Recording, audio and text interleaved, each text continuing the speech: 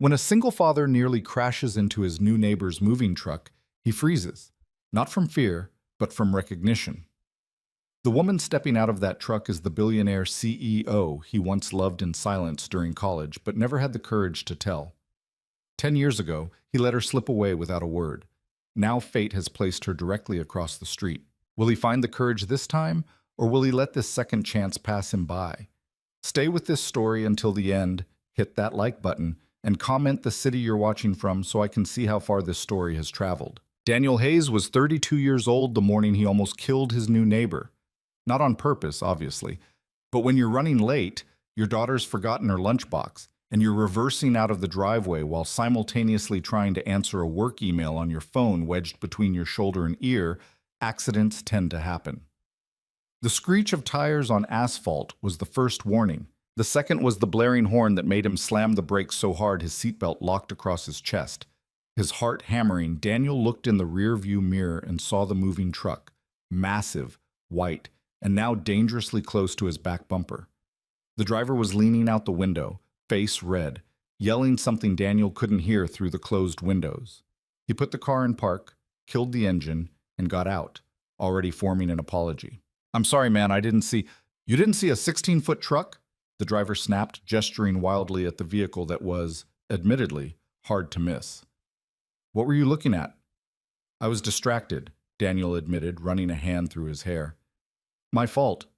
Is everything okay?" The driver muttered something under his breath, then waved him off. "Just watch where you're going next time." Daniel nodded, already turning back to his car when he noticed someone else stepping down from the passenger side of the truck. A woman. Tall, wearing dark jeans and a white blouse that somehow looked both casual and expensive. Sunglasses perched on her head, pushing back dark hair that fell just past her shoulders. She was looking at him with an expression he couldn't quite read. Surprise, maybe. Or recognition. And that's when it hit him. He knew her. Not just knew her. He'd spent 4 years sitting 3 rows behind her in lectures, watching her take notes in perfect handwriting, listening to her laugh at jokes he wished he'd been the one to make. He'd carried her books once after she'd twisted her ankle on campus. He'd stayed up late helping her study for an economics final she'd been stressed about. He'd been completely, hopelessly in love with her, and never said a single word about it. Victoria Hale. She pulled off her sunglasses slowly, and her eyes, sharp, intelligent, the kind of eyes that made you feel seen even when you didn't want to be, locked onto his. "Daniel?" His name sounded strange in her voice. Not bad, just strange, like hearing a song you used to know played in a different key. "Victoria." He said it like he was testing the word, making sure it still fit in his mouth after all these years. It did. Too well. She smiled, and it was the same smile he remembered, warm, genuine, but with something guarded behind it. "I didn't know you lived here." "Yeah, about 6 years now." He glanced back at his house, suddenly aware of how modest it looked compared to the sleek black SUV parked behind the moving truck. "You're moving in?" "Across the street." She gestured toward the large colonial-style house that had been empty for months. He'd wondered who could afford a place like that in this neighborhood. Now he knew. "Right." He nodded, trying to process this. Victoria Hale. Here, living across the street. That's great.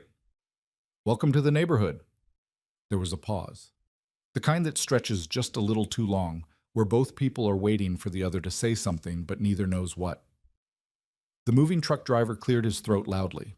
"Ma'am, we need to get this truck positioned if we're going to unload today." Victoria glanced at him, then back at Daniel. "I should let you go. You looked like you were in a hurry." "I was. I am." He checked his watch and swore under his breath. "I'm late for work." "Then I won't keep you." She stepped back, giving him space to leave, but there was something in her expression that made him hesitate. "Maybe we can catch up sometime." "Yeah, definitely." He said it too quickly, too eagerly, and immediately regretted the tone. But she didn't seem to notice, or if she did, she didn't show it. He got back in his car, this time checking all his mirrors twice before backing out. As he drove past the moving truck, he caught one last glimpse of her in his side mirror, standing in the street, watching him go. His phone rang. His boss. "Hayes, where are you?" "On my way. Sorry, traffic." You were supposed to be here 20 minutes ago for the client meeting.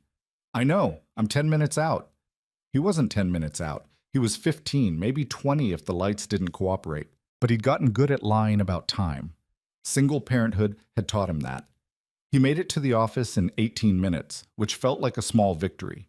The meeting was already underway when he slipped into the conference room, and his boss, Martin, a man whose default expression was disappointment, shot him a look that said they'd be talking about this later. Daniel mouthed, "Sorry," and took the empty seat near the back, flipping open his laptop and trying to catch up on whatever pitch they were in the middle of.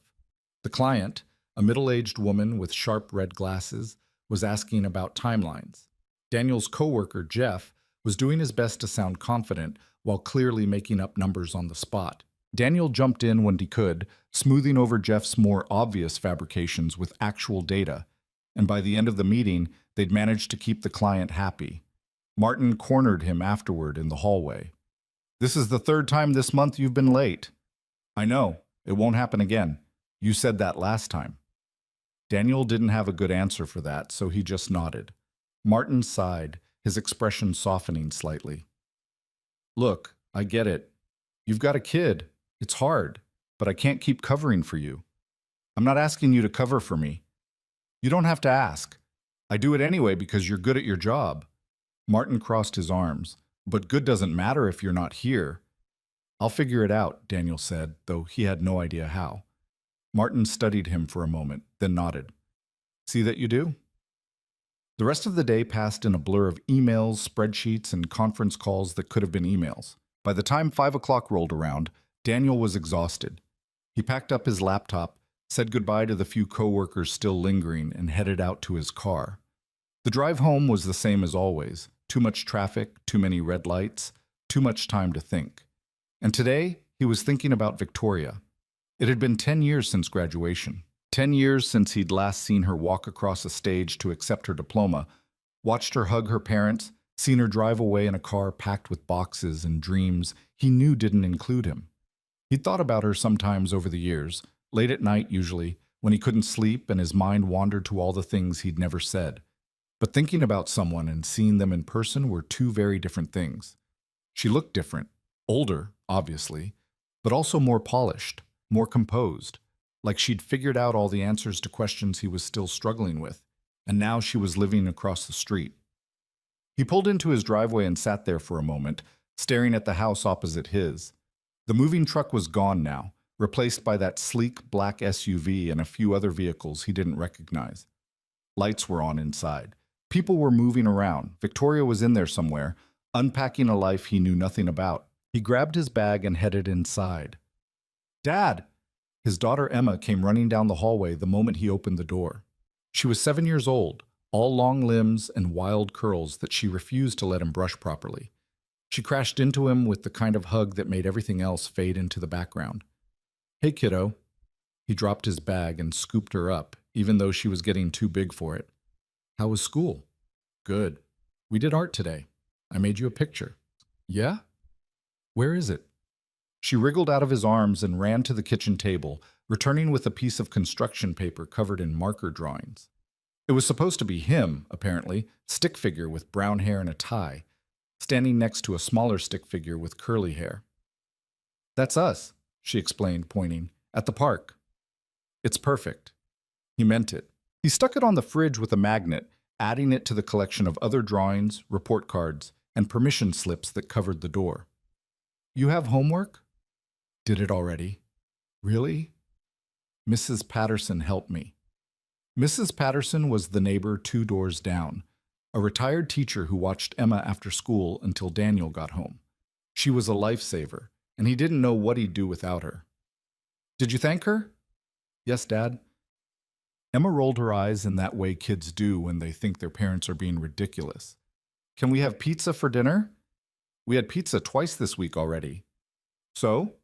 "So we need vegetables." "Pizza has vegetables. There's tomato sauce." He laughed despite himself. "Nice try. Go wash your hands. I'll make pasta." She groaned, but complied, dragging her feet dramatically down the hallway. Daniel headed to the kitchen and started pulling out ingredients: pasta, jarred sauce, frozen broccoli. It wasn't fancy, but it was food, and that was good enough. While the water boiled, he glanced out the kitchen window. From here, he had a clear view of Victoria's house. The lights were still on, and he could see shadows moving past the windows. He wondered what she was doing. Unpacking boxes, probably. Arranging furniture. Making the place hers. He wondered if she was alone. Emma came back, hands still damp from washing, and climbed onto one of the kitchen stools. Dad, there's new people across the street. I know. Did you meet them? Sort of. Are they nice? He thought about Victoria's smile, the way she'd said his name. Yeah, I think so. Do they have kids? I don't know. Emma seemed to accept this and went back to swinging her legs under the stool. Daniel drained the pasta, mixed in the sauce and broccoli, and divided it onto 2 plates. They ate at the kitchen table, Emma chattering about school and her friends and some game they'd played at recess. He listened, nodding in the right places, but part of his mind was still across the street. After dinner, Emma wanted to watch a movie, so they curled up on the couch together with a blanket. She picked some animated thing he'd seen a dozen times already, but he didn't mind. She fell asleep halfway through, her head resting against his shoulder, and he stayed there for a while, not wanting to move and wake her. Eventually he carried her to bed, tucked her in, and kissed her forehead. She mumbled something in her sleep but didn't wake. He stood in the doorway for a moment, watching her breathe, feeling that familiar mix of love and exhaustion that came with being a parent. Back downstairs, he cleaned up the kitchen, checked his work email, and thought about going to bed himself. But he wasn't tired. Or maybe he was tired but too restless to sleep. He stepped out onto the front porch. The street was quiet. A few porch lights were on, but most of the houses were dark. It was a weeknight, and people had work in the morning. He should go inside, should get some sleep. But he stayed. And then, across the street, Victoria's front door opened. She stepped out, wrapped in a cardigan despite the mild evening, and walked down to the curb. She stood there for a moment, looking up at the sky, and Daniel realized she hadn't noticed him yet. He should go inside. Give her privacy, not be the weird neighbor watching from his porch. But then she turned and saw him. For a second, neither of them moved. Then she smiled and lifted a hand in a small wave. He waved back. She crossed the street. Couldn't sleep? She asked when she reached his driveway. Not really. You? Too much coffee. She stopped a few feet away, hands in her pockets. Moving day always wires me. Yeah, I bet. There was another pause, but this one felt different, less awkward, more like they were both just figuring out how to talk to each other again. Your house looks nice, he said, because he didn't know what else to say. It's too big, she admitted, but I needed space, a fresh start. He didn't ask what she needed a fresh start from. It didn't feel like his place to ask. You've been here 6 years, you said? She asked. Yeah, bought it right after my daughter was born. You have a daughter. It wasn't a question, but there was something careful in the way she said it, like she was testing the information, seeing how it fit. Emma, she's 7. That's a good age. It's exhausting, he said with a small laugh. But yeah, it's good. Victoria nodded, glancing back at her house, then at his. It's strange, isn't it? Running into someone from college after all this time. I didn't think I'd ever see you again. Same. You were always so quiet, she said, and there was no judgment in it, just observation. I remember thinking you were one of the smartest people in our program, but you never spoke up in class. He shrugged. Didn't have much to say, I guess. Or you didn't think anyone wanted to hear it. Us. That hit closer to the truth than he wanted to admit. What about you? He asked, deflecting. Last I heard you were headed to New York, big corporate job. I was. I did that for a while. She looked down at her hands. Then I started my own company. Software consulting. It did well. I heard. He'd Googled her once a few years ago, late at night, half drunk on cheap beer and curiosity. He'd seen the articles, the Forbes mentions, the photos of her at tech conferences. You're kind of a big deal now. She laughed, but it sounded hollow. I don't know about that. Billionaire CEO sounds like a big deal to me. Money doesn't mean much when you don't have anyone to share it with. The words hung in the air between them, heavy with meaning he wasn't sure he was supposed to understand. Sorry, she said quickly. I didn't mean to get heavy. It's fine. I should let you get to bed. You probably have work tomorrow. Yeah, early meeting. She started to turn, then stopped. Daniel. Yeah? It's really good to see you. He smiled. You too. She walked back across the street, and he watched until she disappeared inside. Then he went back into his own house, locked the door, and stood in the dark hallway for a long time, trying to figure out what the hell had just happened. The next morning, Daniel was up before his alarm. He made Emma breakfast, packed her lunch, and got her out the door with 5 minutes to spare. A new record. He even had time to grab coffee on the way to work, which felt like a minor miracle. The day passed without incident. No emergencies, no late meetings, no fires to put out. By the time he got home, he was in a decent mood. Mrs. Patterson met him at the door. Emma's in the backyard, she said, and your new neighbor stopped by. Daniel's stomach did a weird flip. Victoria? Lovely woman, very polite. She brought over cookies. Cookies? Homemade. They're on the counter.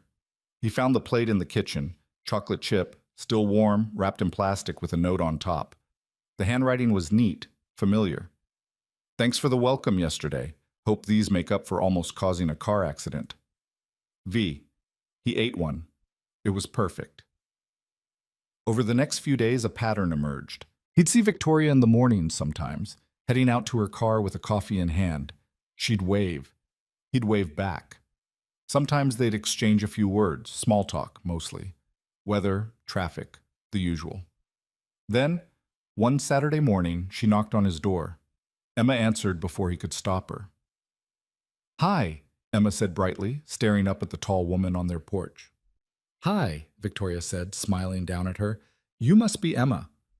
How do you know my name? Your dad told me. Oh. Emma turned and yelled over her shoulder. Dad, there's a lady here! Daniel appeared a moment later, dish towel still in hand. Emma, what did we say about answering the door without asking who it is first? But I can see her through the window. That's not the point. Victoria was trying very hard not to laugh. Sorry, Daniel said to her. What's up? I'm making coffee and realized I'm out of milk. Do you have any I could borrow? Yeah, sure, come in. She stepped inside and Emma immediately started asking questions. Do you live across the street? Are you married? Do you have kids? Do you like dogs? We don't have a dog, but I want one. Emma, Daniel warned. What? Let her breathe. Victoria laughed. It's okay. Yes, I live across the street. No, I'm not married, no kids, and I love dogs. See, Dad? She loves dogs. We're not getting a dog. Why not? Because I said so. Emma huffed and crossed her arms, but she didn't push it further. Daniel grabbed the milk from the fridge and handed it to Victoria. Here, keep it. I'll grab more later. You sure? Yeah, we've got enough. Thanks. She hesitated, then added, If you're not busy, you could come over for coffee, both of you. Emma's eyes lit up. Can we, Dad? He should say no. He had things to do, laundry, groceries, a dozen other errands that never seemed to get done. But Emma was looking at him with those big, hopeful eyes, and Victoria was standing there with that same guarded smile, and he found himself nodding. Sure. Give us 10 minutes. Victoria's house was exactly what he'd expected. Spacious, modern, tastefully decorated. Everything looked expensive without being showy. There were still a few unpacked boxes in the corners, but for the most part it looked like she'd been living there for years. Emma was fascinated by everything, running from room to room, asking questions about the furniture, the art on the walls, the view from the big windows overlooking the backyard. Sorry, Daniel said. She's excited. We don't get out much. It's fine. Really? Victoria poured coffee for him and juice for Emma, and they sat in the living room while Emma explored. This is a nice place, Daniel said. Thanks. It's different from what I'm used to. What were you used to? Penthouse in the city, all glass and steel, very modern, very cold. She took a sip of her coffee. I wanted something that felt more like a home. Is that why you moved? She set her cup down carefully. Part of it? He waited, sensing there was more she wasn't saying. I got divorced, she said finally. About 6 months ago. Needed a change. I'm sorry. Don't be. It was a long time coming. She looked at him. What about you? Emma's mom? Not in the picture, he said simply. Hasn't been for a while. She didn't push for details, and he was grateful for that. Emma came running back into the room. Can I see the backyard? Sure, Victoria said, standing. I'll show you. They went outside and Daniel followed. The backyard was huge, bigger than his entire lot. There was a pool, a patio, a garden area that looked like it hadn't been touched in months. Emma ran straight for the pool. Dad, look! Can we swim? Not today, kiddo. Why not? Because we didn't bring swimsuits. We could go get them. Maybe another time. Victoria was smiling again. She's welcome any time, both of you. They stayed for another hour, and by the time they left, Emma was practically bouncing with excitement. I like her, she announced as they crossed the street back to their house. Yeah? What do you like about her? She's nice, and she has a pool, and she said I could come over whenever I want. She was being polite, Em. That doesn't mean you can just show up at her door. But she said, I know what she said, but we still need to be respectful of her space, okay? Emma nodded, but he could tell she wasn't really listening. That night, after Emma was asleep, he found himself standing at the kitchen window again, looking across the street. The lights were on in Victoria's living room. He could see her silhouette moving around inside. His phone buzzed. A text from an unknown number. Hey, it's Victoria. Got your number from the neighborhood directory. Hope that's not weird. He saved her contact and typed back. Not weird. What's up? Just wanted to say thanks for coming over today. It was nice having company. Thanks for the invite. Emma loved it. What about you? He stared at the message for a long time before responding. Yeah, me too. 3 dots appeared, then disappeared, then appeared again. Good. Let's do it again sometime. Sounds good. He set his phone down and went to bed, but sleep didn't come easy. His mind kept replaying the day. The way Victoria had smiled at Emma, the sound of her laugh, the way she'd looked at him when she asked if he'd enjoyed himself. It felt dangerous, letting himself think about her like this. She was Victoria Hale, billionaire, CEO, someone who'd built an empire while he'd been changing diapers and trying to keep his head above water. Their lives didn't overlap. They couldn't. But she was also the girl who'd fallen asleep in the library during finals week, who'd cried when she got her first B, who'd once told him she was terrified of failing and spent every day trying to prove she belonged. Maybe people didn't change as much as he thought. Or maybe they did, and he was just fooling himself. The following week, they fell into an easy rhythm. Victoria would text him in the mornings, random things, pictures of the sunrise, complaints about her coffee maker, questions about where to find a good mechanic. He'd respond when he could, between meetings and emails and Emma's endless needs. One evening, she invited them over for dinner. I'm not much of a cook, she admitted when they arrived, but I can order takeout with the best of them. They ate Chinese food on her patio while Emma told elaborate stories about her day at school. Victoria listened like every word mattered, asking follow-up questions, laughing at the right moments.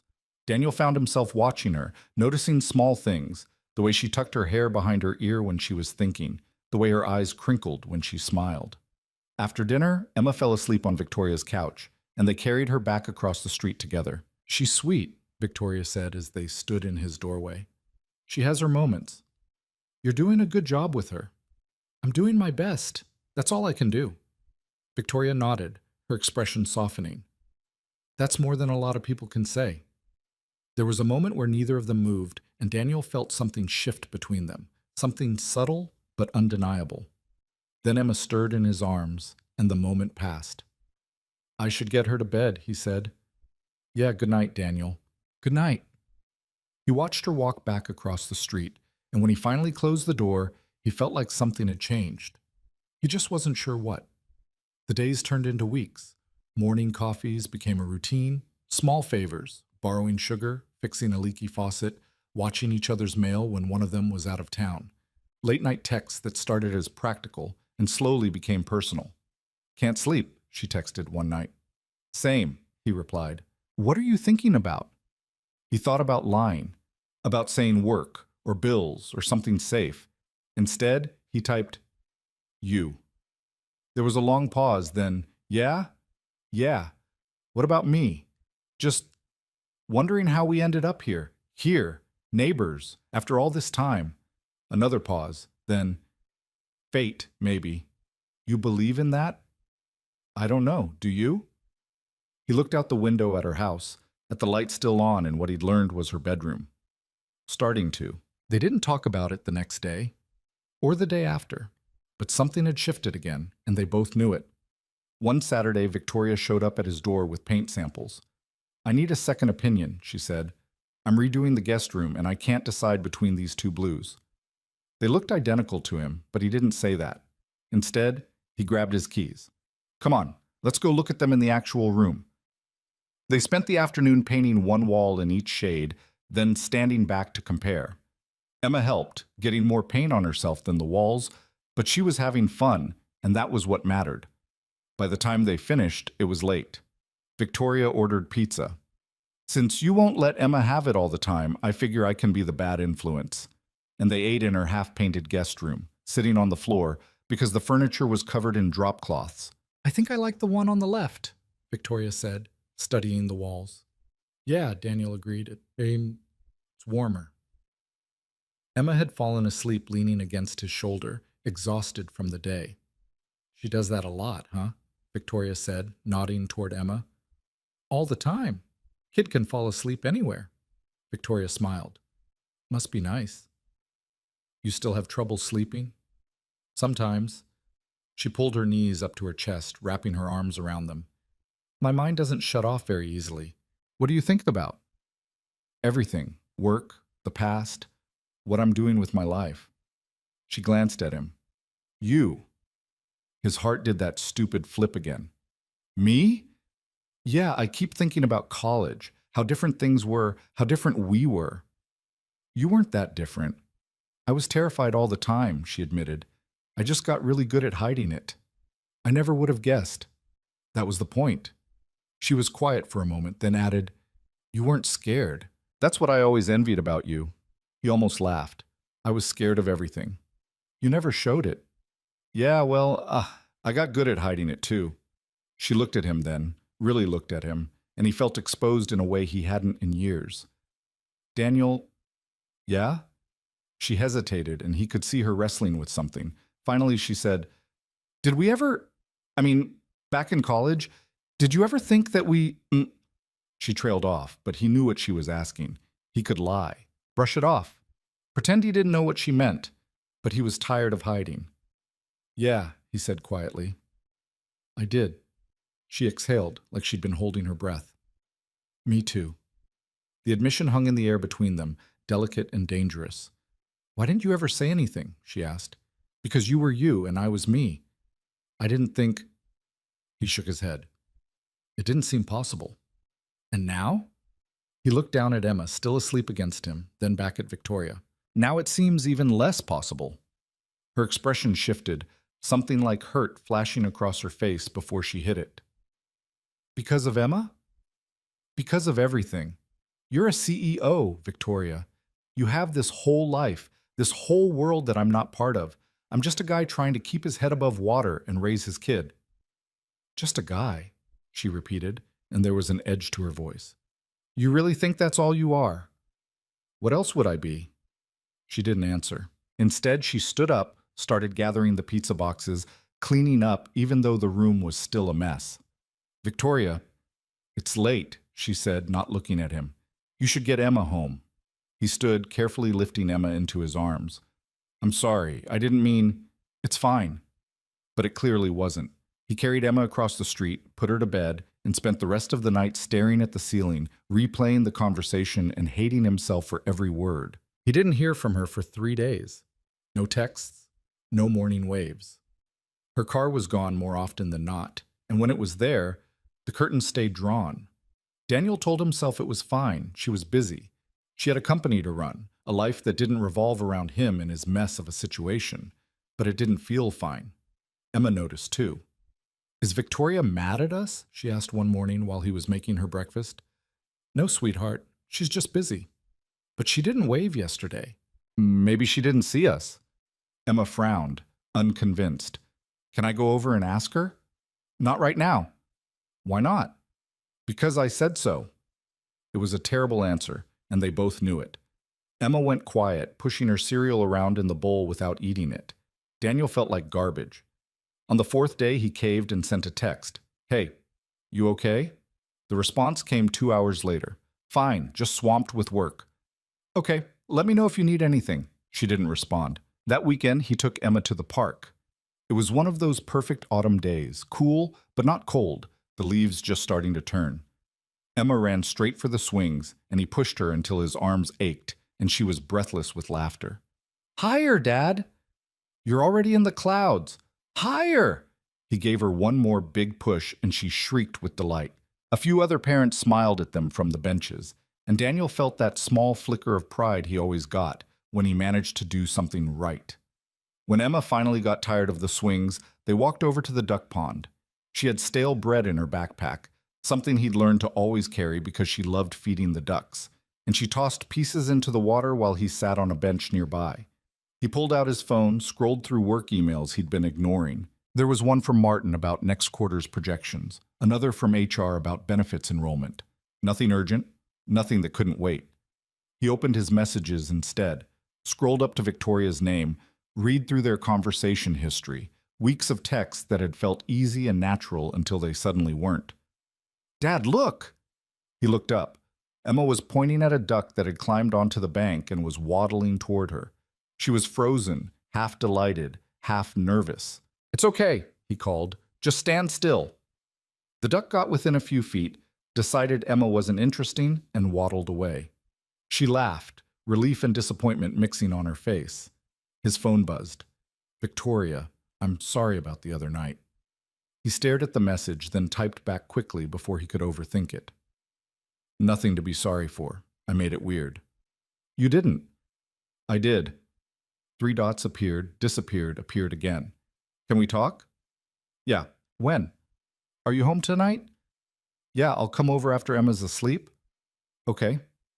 He slipped his phone back into his pocket and tried to focus on Emma, but his mind was already across the street, already trying to figure out what he'd say. That night, he went through the bedtime routine on autopilot. Dinner, bath, teeth, stories.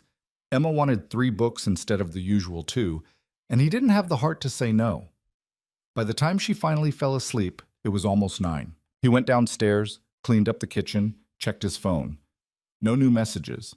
He thought about texting Victoria, asking if she was still coming, but before he could decide, there was a soft knock at the door. She was wearing jeans and an old college sweatshirt he vaguely recognized, her hair pulled back in a ponytail. She looked tired. Not the polished, put-together version of herself he'd gotten used to, but something more raw. "Hi," she said. "Hi, come in." She followed him to the living room, and they sat on opposite ends of the couch. The space between them felt enormous. "I've been thinking about what you said," she started, "about us being from different worlds." "Victoria, let me finish." She took a breath. "You're right. We are from different worlds, but I don't think that's why you pulled back the other night." He waited. "I think you're scared," she said. "And I get it. I am too." "Scared of what?" "Of this. Whatever this is." She gestured between them. "Of letting someone in and having it fall apart. Of making a mistake that affects Emma. Of..." She trailed off, shaking her head. "Of caring about someone and having them realize I'm not worth it." "That's not... My ex-husband used to tell me I was too much," she said quietly. "Too focused on work, too ambitious, too cold. He said I didn't know how to be a real person, just a CEO. She looked down at her hands. "And maybe he was right. Maybe I don't know how to do this. How to be normal. How to just exist without a strategy or a 5-year plan." Daniel moved closer, closing some of that space between them. "You're not too much. You don't know that." "Yeah, I do." He met her eyes. "I've known you for over a decade, Victoria. Maybe we lost touch. Maybe things changed, but I know you, and you've never been too much." Her eyes were shining, and he realized with a jolt that she was fighting tears. "I married him because it made sense," she said. "He was successful, ambitious, from the right family. It was the logical choice, the safe choice." She laughed, but it came out bitter. "And I was miserable. Every single day, I was miserable and I told myself it was fine, because that's what you do. You make sacrifices. You play the part. What changed? He cheated on me. She said it matter-of-factly, like she was reciting a grocery list. With his assistant, very cliché. I found out, filed for divorce, and he acted like I was the one being unreasonable. Like I should have just accepted it because that's what powerful men do. Jesus, Victoria. So I left, sold my shares in the company we'd built together, took the money, and bought a house in the suburbs across from a guy I used to have a crush on in college. She smiled, but it was shaky. Seemed like a good idea at the time. A crush? He couldn't help the small smile. A massive, embarrassing crush. She wiped at her eyes. I used to sit behind you in lectures and wonder if you'd ever notice me. I sat behind you. What? In most of our classes. I sat 3 rows behind you. I noticed you plenty. She stared at him. Why didn't you ever say anything? Same reason you didn't, I guess. He leaned back against the couch. I thought you were out of my league. Still do, honestly. That's ridiculous. Is it? You're a billionaire, Victoria. I'm a project manager who can barely afford to keep the lights on some months. Money doesn't mean anything? Easy to say when you have it. She flinched, and he immediately regretted the words. I'm sorry, he said quickly. That was true, she finished. It was true. I don't know what it's like to struggle the way you do. I can't pretend to understand that. She was quiet for a moment. But I do know what it's like to feel alone, to feel like you're not enough, no matter how hard you try. And I know what it's like to look at someone and think maybe, just maybe, they could see past all the bullshit and just see you. He didn't know what to say to that. I'm not asking for anything, she continued. I'm not expecting you to fix me or save me or whatever. She looked at him, and there was something vulnerable in her expression that made his chest ache. I like being around you, both of you. You make me feel like a person instead of a resume, and I don't want to lose that. You won't. You sure? He wasn't, but he nodded anyway. She stood up, and for a moment he thought she was leaving. Instead, she moved to the window, looking out at the street. I bought this house because it reminded me of the one I grew up in, she said. Before my parents got successful and we moved to the big place in the city, before everything became about image and status and who you knew, she wrapped her arms around herself. I wanted to remember what it felt like to just be normal, to have neighbors you actually talk to not have every conversation be a negotiation. Is it working? I don't know yet. She turned back to him. But I'd like to find out. They talked until after midnight. About college, about the years since, about everything they'd missed in each other's lives. She told him about building her company from the ground up, about the long hours and the constant pressure and the feeling that she could never quite do enough. He told her about Emma's mom leaving when Emma was 6 months old, about the nights he'd spent terrified that he was screwing everything up, about the guilt that still followed him every time he was late to pick her up or forgot to sign a permission slip. You're a good dad, Victoria said at one point. I'm trying. That's what makes you good. When she finally left, standing at his doorway in the early hours of the morning, she hesitated. Thank you, she said, for listening. Anytime. I mean it. I haven't talked to anyone like this in... I don't know how long. Me neither. She smiled, and this time it reached her eyes. Good night, Daniel. Good night.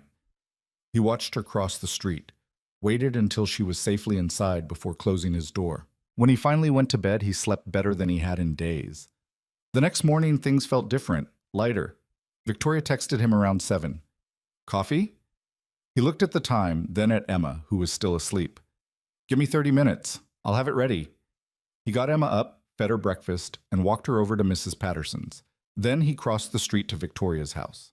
She answered the door in pajama pants and a t-shirt, her hair messy, no makeup. She looked more real than he'd ever seen her, and it did something to his chest he didn't want to examine too closely. Come in. Coffee's fresh. They sat at her kitchen island, mugs in hand, and didn't talk about the night before. Instead, they talked about nothing. The weather, the news, a show they'd both been watching. It was easy, comfortable. I have a meeting at 10, she said eventually, but we should do this again, the talking thing. Yeah, I'd like that. Tomorrow? Emma has soccer. I could come watch. He raised an eyebrow. You want to watch 7-year-olds chase a ball around a field? Why not? I've got nothing better to do. He laughed. All right, but don't say I didn't warn you. It's chaos. I like chaos. She showed up the next day in jeans and sneakers, looking completely out of place among the other parents in their folding chairs and team jerseys. Emma spotted her immediately and waved so enthusiastically she nearly fell over. Is that Victoria? One of the other moms asked Daniel. Yeah, she's our neighbor. She looks familiar. She gets that a lot. The game was exactly as chaotic as he'd promised. Emma spent most of it running in the wrong direction, and her team lost 3-1, but she was grinning when it was over. Did you see me, Dad? Did you see when I almost scored? I saw. Hi, Victoria. Emma ran over, sweaty and grass-stained. Did you see me play? You were amazing, Victoria said seriously. Best player out there. Emma beamed. They got ice cream after. The three of them squeezed into a booth at the local shop. Emma ordered a cone with 3 scoops and immediately regretted it when she couldn't finish it all. Victoria helped her, the two of them sharing bites while Daniel watched and tried not to think about how much this felt like something he could get used to. This was fun, Victoria said later when they were walking back to their cars. Yeah? Yeah, thanks for letting me come. You're welcome anytime. Emma grabbed Victoria's hand as they walked, chattering about the game, and Victoria listened like it was the most important thing in the world. Daniel's chest did that stupid thing again. The weeks that followed fell into a rhythm. Morning coffees, weekend hangouts, dinners that started as Victoria ordering takeout and ended with all 3 of them cooking together in her too-big kitchen. Emma adored her, and Victoria seemed to genuinely enjoy spending time with them both. Daniel kept waiting for the other shoe to drop. For Victoria to realize this wasn't what she wanted, that her life didn't fit with his, that she was bored of playing house with a single dad and his kid. But it didn't happen. Instead, she showed up at Emma's school play and cheered louder than anyone. She helped with homework when Daniel was stuck late at work. She learned how Emma liked her sandwiches cut and which cartoon character was her current favorite. And late at night, after Emma was asleep, she and Daniel would sit on one of their porches and talk. About everything. About nothing. About the past and the future, and the strange present they were living in. Do you ever think about what would have happened if we'd gotten together in college? She asked one night. Sometimes. What do you think would have happened? Honestly, I think we would have crashed and burned. He took a sip of his beer.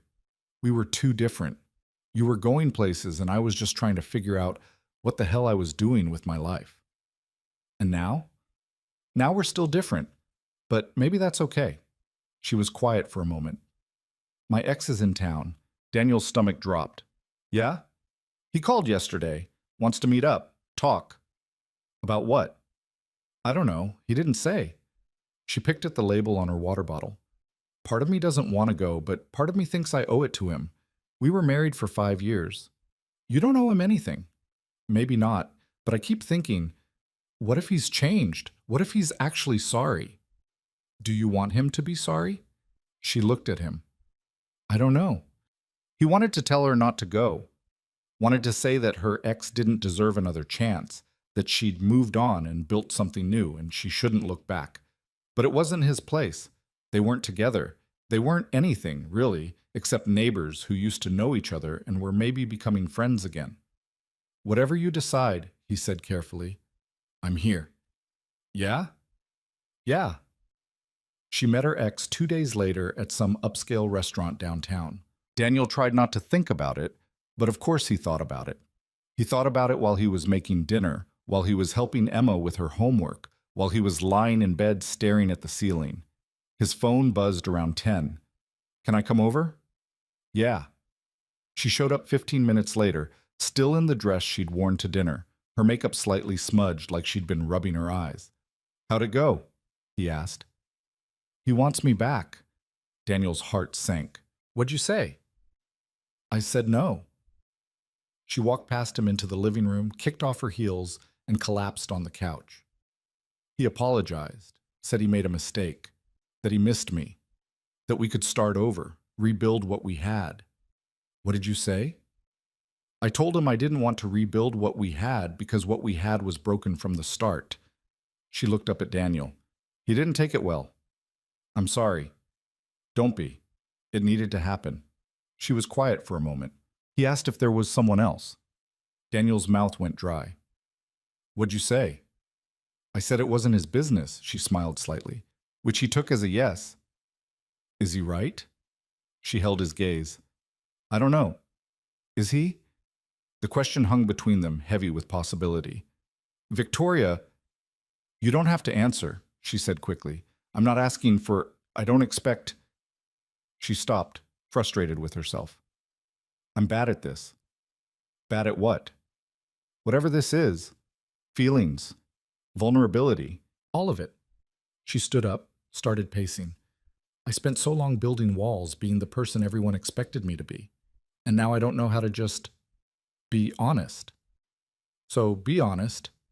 She stopped pacing, turned to face him. I like you, Daniel. I like being around you. I like that you don't treat me like I'm made of glass or like I'm some untouchable thing. I like that Emma trusts me. I like waking up and knowing you're across the street. And it terrifies me because I don't know how to do this without screwing it up. He stood, crossed the room to where she was standing. You're not going to screw it up. You don't know that. No, but I'm willing to find out. He hesitated, then added, I like you too. Have for a long time, probably longer than I should admit. How long? Since college. Maybe before. He laughed softly. I used to rehearse conversations with you in my head. What I'd say if you ever actually talked to me. How I'd make you laugh. It was pathetic. It's not pathetic. It felt pathetic. Still does sometimes. Like I'm that same 20-year-old kid who didn't think he was good enough. She reached up, touched his face. You're good enough. You keep saying that. Because it's true. He caught her hand, held it against his cheek. This is complicated. I know. I have Emma and work and a whole mess of baggage I haven't dealt with. Well, I have an ex-husband who won't leave me alone in a company that takes up most of my time. We're both disasters. He smiled despite himself. What are we doing? I have no idea. She smiled back. But I don't want to stop. He kissed her then. Not because it was the right thing to do or because it made sense, but because he'd wanted to for 10 years and he was tired of waiting. She kissed him back, and for a moment everything else fell away. The complications, the fear, the 1,000 reasons why this was a bad idea, none of it mattered. When they finally pulled apart, she was smiling. Really smiling. The kind of smile he remembered from college, before life got complicated. So, she said, now what? Now I walk you home before I do something stupid like ask you to stay. Would that be stupid? Emma's upstairs. Right. She stepped back reluctantly. Rain check? Rain check. He walked her across the street, and they stood on her porch for a long moment, neither wanting to be the first to leave. Daniel? Yeah? I'm glad you almost hit that moving truck. He laughed. Me too. She went inside, and he walked back across the street feeling lighter than he had in years. When he checked his phone later, there was a text waiting. Thank you for tonight. For everything. He typed back, anytime. Then, before he could overthink it, he added, I meant what I said. I like you. Her response came immediately. I like you too. A lot. So what do we do about it? We figure it out, together. I like the sound of that. Me too. Good night, Daniel. Good night, Victoria. He fell asleep with his phone in his hand, a stupid grin on his face, and for the first time in a long time, he let himself hope. The next morning felt different. Daniel woke up before his alarm, which never happened, and found himself smiling at nothing while making coffee. Emma noticed immediately. Why are you happy? She asked, suspicious in the way only kids can be. I'm always happy. No, you're not. You're grumpy in the mornings. I am not grumpy. She gave him a look that said she knew better, then went back to her cereal. Daniel's phone buzzed on the counter. Morning. Coffee later? He typed back quickly. Can't. Have back-to-back meetings until 3. Dinner then? I'll cook. Actual cooking, not takeout. You sure you remember how? I'll figure it out. 6, okay? Perfect. Emma was watching him over her cereal bowl. You're texting Victoria. How do you know? Because you smile like that when you text her. I do not. Do too. He didn't argue, mostly because she was right. Instead, he drove her to school, kissed her forehead, and told her to have a good day. She ran off to join her friends without looking back, and he sat in the parking lot for a moment, trying to get his head straight before work. The meetings were brutal. 3 hours of budget reviews and timeline adjustments, and Martin asking pointed questions about why certain deliverables were behind schedule. Daniel deflected as best he could, but by the time they broke for lunch, he felt wrung out. His phone had 4 texts from Victoria. How's your day going? Stupid question. You said back-to-back meetings. It's probably terrible. I'm nervous about tonight. Is that weird? Ignore me. I'm overthinking. He smiled despite his exhaustion and typed back. Day's been rough, but I'm thinking about tonight, so that helps. Why are you nervous? Her response came fast. Because I haven't cooked for someone in years, and I want it to be good. It'll be good. Even if it's terrible, it'll be good. That doesn't make sense. It's the company, not the food. 3 dots appeared and disappeared several times before she finally sent, You're sweet. I'm really not. You are. You just don't realize it. He didn't know how to respond to that, so he sent back a simple, See you at 6. The afternoon dragged. More meetings, more problems that needed solving, more emails that required careful diplomatic responses. By the time 5 o'clock hit, Daniel was ready to be done with the day. He packed up, ignored Martin's pointed look at the clock, and headed home. Emma was already there, doing homework at the kitchen table while Mrs. Patterson read a magazine nearby. How was school? Daniel asked. Fine. We learned about fractions. Fun. It wasn't fun. It was confusing. She looked up at him. Are we having dinner with Victoria? Yeah, how'd you know? Because you're wearing your nice shirt. He looked down at himself. She was right. He changed before leaving work, something he almost never did. It's not that nice. It's your date shirt. I don't have a date shirt. Mrs. Patterson was trying very hard not to laugh. Whatever, Emma said, going back to her homework. Can I bring my new game to show her? Sure, kiddo. They walked across the street at 6 on the dot. Victoria answered the door wearing an apron that said Kiss the Cook in faded letters, and Emma immediately started giggling. What? Victoria looked down at herself. Oh, this was in one of the drawers. I thought it was funny. It is funny, Emma said, still giggling. The kitchen smelled incredible, something with garlic and herbs and tomatoes. Daniel raised an eyebrow. You actually cooked. Don't sound so surprised. I'm impressed, not surprised. Liar. But she was smiling. It's just pasta, nothing fancy. They ate in her dining room, which Daniel realized he'd never actually been in before. It was beautiful in a simple way. Wood table, soft lighting, windows overlooking the backyard. Emma talked nonstop about school and fractions and some drama with her friends at recess. Victoria listened like she always did, asking questions and laughing in the right places. After dinner, Emma pulled out her game and convinced Victoria to play with her while Daniel cleaned up the dishes. He could hear them in the living room, Emma explaining the rules in her serious voice, Victoria pretending not to understand so Emma would explain again. It made something in his chest feel too full. When the dishes were done, he joined them. The game was some complicated thing involving cards and dice and rules that seemed to change every 5 minutes. But Victoria was fully committed, arguing strategy with Emma like it actually mattered. You can't do that, Emma said. That's against the rules. You literally just did the same thing. That's different. How? Because I'm winning. Victoria looked at Daniel. Your daughter is a hustler. She gets it from her mother. The words were out before he could stop them. Emma's expression shifted just slightly, and Daniel mentally kicked himself. I don't remember my mom, Emma said quietly. Victoria's playful expression faded. That must be hard. Emma shrugged, but Daniel could see the defensiveness in her posture. It's okay. Dad says she had to leave. That it wasn't about me. It wasn't about you, Daniel said firmly. It was never about you. Then why'd she leave? It was a question she'd asked before, and he never had a good answer. Sometimes people aren't ready to be parents. It doesn't mean there's anything wrong with you. It means they weren't ready. Were you ready? No, but I figured it out. Emma seemed to accept this, going back to her game, but Victoria was watching him with an expression he couldn't quite read. They played for another hour before Emma started yawning. Daniel carried her home, got her into pajamas, and read her 2 stories before she finally fell asleep. When he came back downstairs, he texted Victoria. She out? Finally. Coming back over if that's okay. Please do. He found her on the back patio, 2 glasses of wine already poured. She handed him one as he sat down. Sorry about earlier, he said. I didn't mean to bring up Emma's mom. Don't apologize. She's part of your life, part of Emma's life, even if she's not here. She's really not part of our life.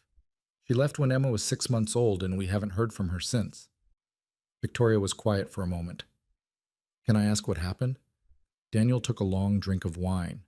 We weren't together. It was a one-time thing, and then she showed up 3 months later and told me she was pregnant. I offered to help, said we'd figure it out together. She said she didn't want to figure it out, that she was going to handle it on her own. But she didn't. She tried. I think she really tried. But after Emma was born, she just couldn't do it. Couldn't handle the crying, the sleepless nights, all of it. One day I came home from work and Emma was in her crib screaming, and there was a note on the kitchen counter, said she was sorry but she couldn't be a mother, that I'd be better at it anyway. Jesus, Daniel. Yeah. He stared at his wine. I was terrified. I had no idea what I was doing.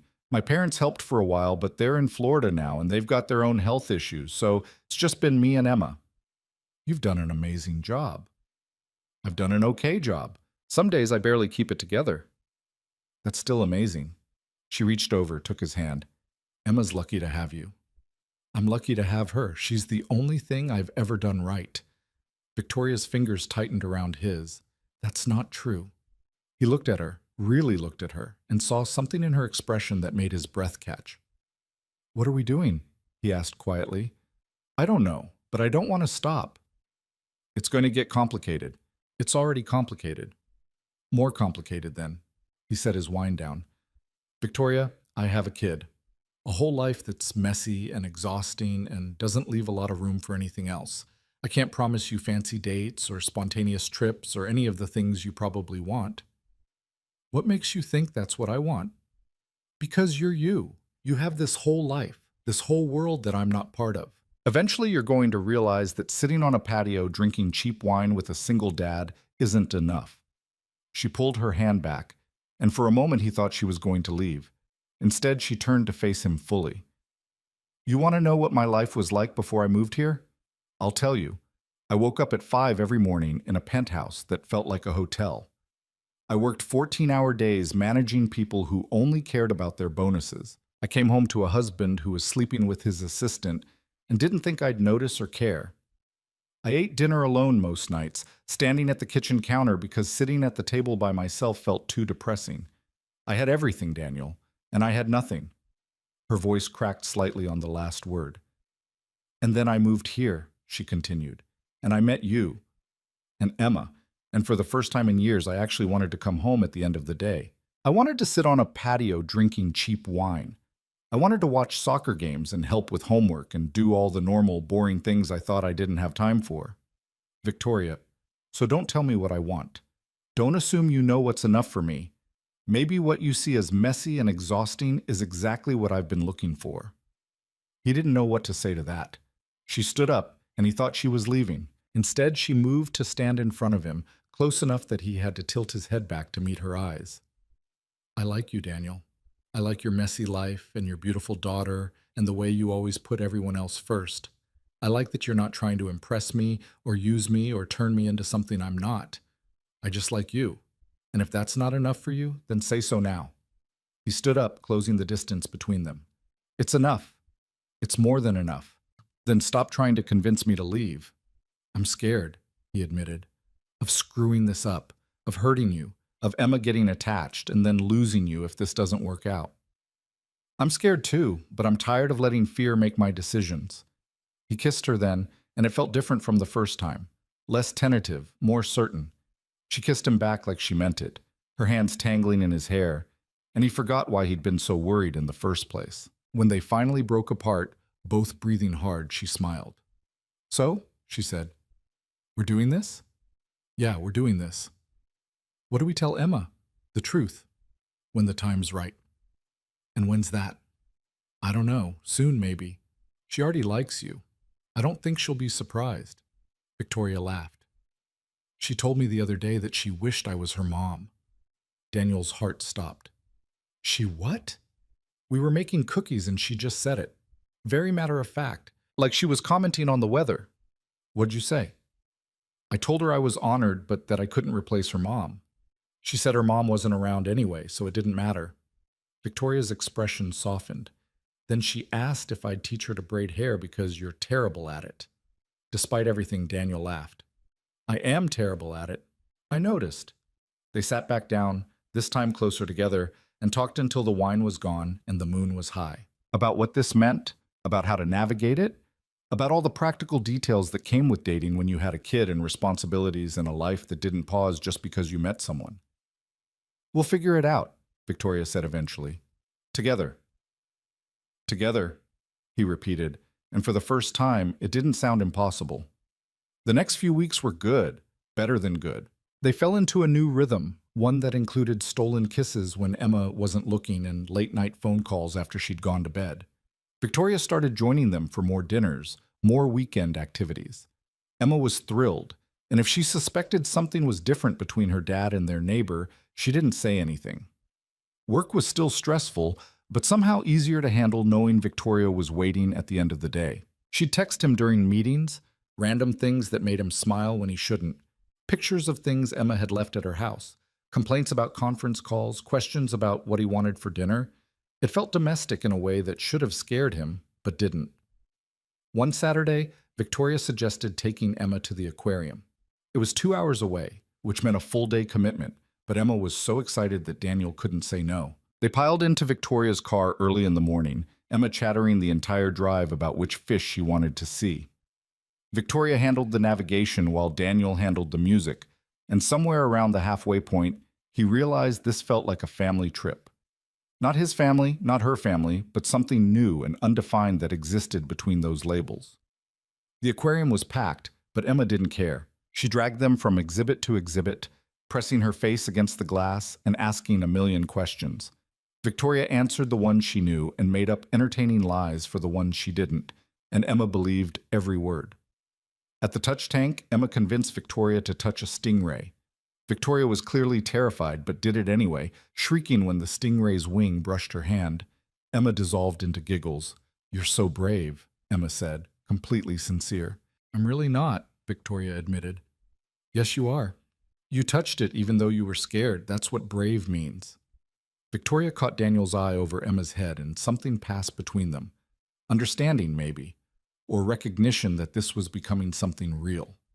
They ate overpriced pizza in the food court, and Emma fell asleep on the drive home, her head against the window. Daniel twisted around to check on her, then settled back in his seat. "She had a good day?" Victoria said quietly. "Yeah, thanks for this."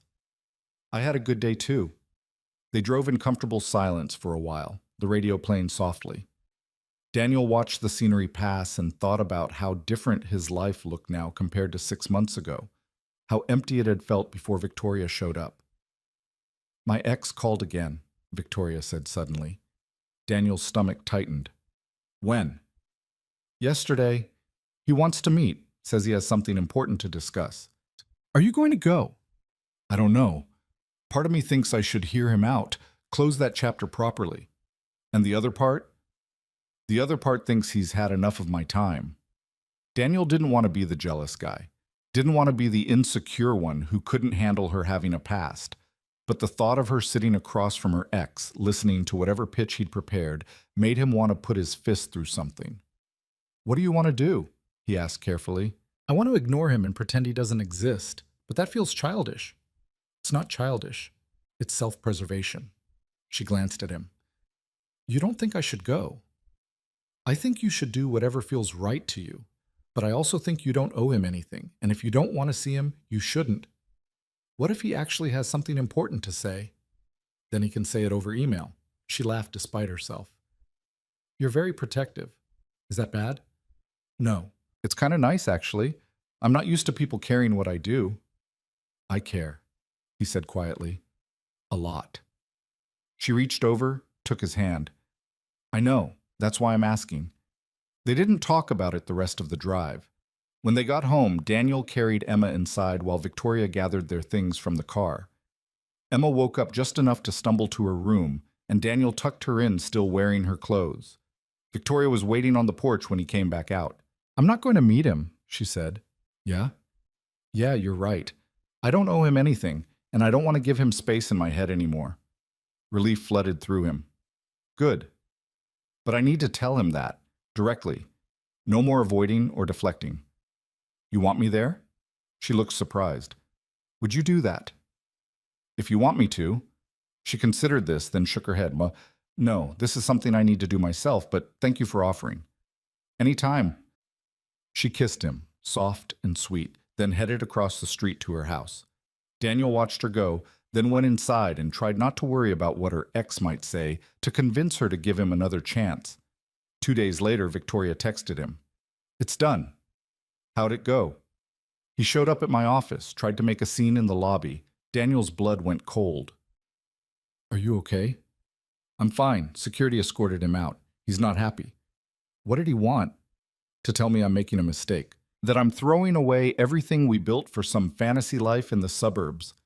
Daniel stared at the message, his chest tight. He doesn't know what he's talking about. I know. But he's going to keep pushing. He doesn't like losing.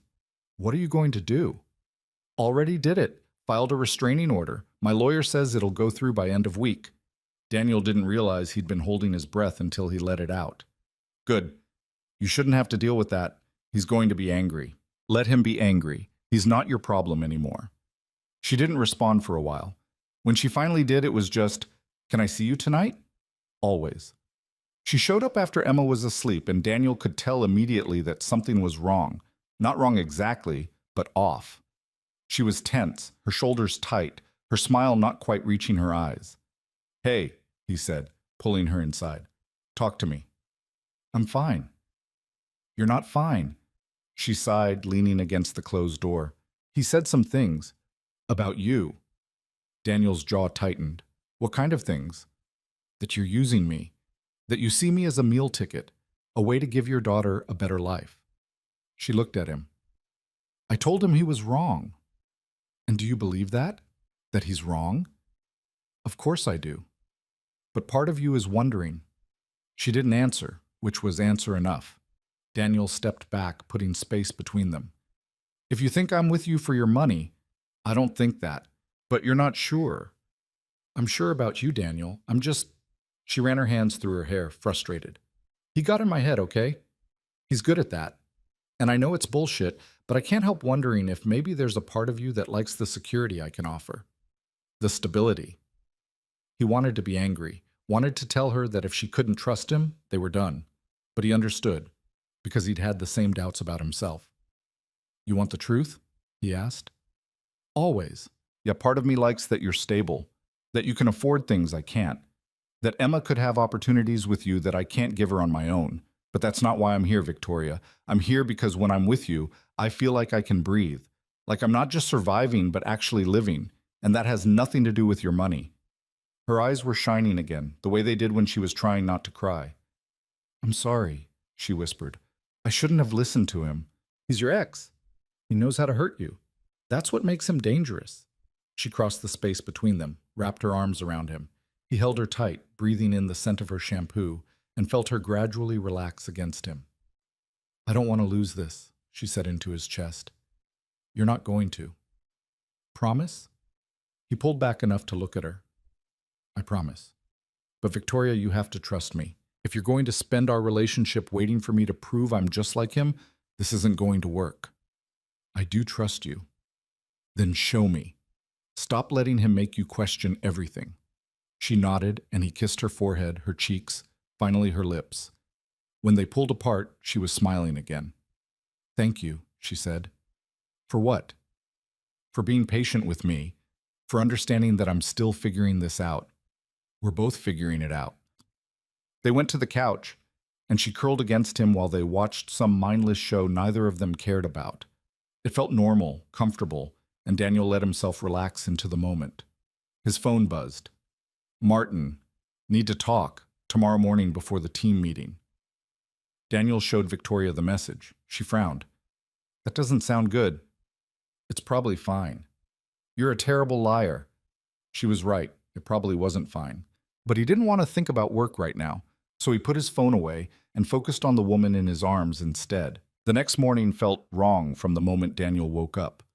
Too quiet, too still, like the air itself was holding its breath, waiting for something to break. He checked his phone. No messages from Victoria. Nothing since his text last night telling her he'd handled things with Richard. He got Emma ready for school on autopilot, barely registering her chatter about a field trip coming up. When he dropped her off, she hugged him extra tight. Love you, Dad. Love you too, sweetheart. She pulled back, studying his face. Are you and Victoria fighting? No, why would you think that? Because you have your worried face on. You only get that face when something's wrong. He forced a smile. Everything's fine.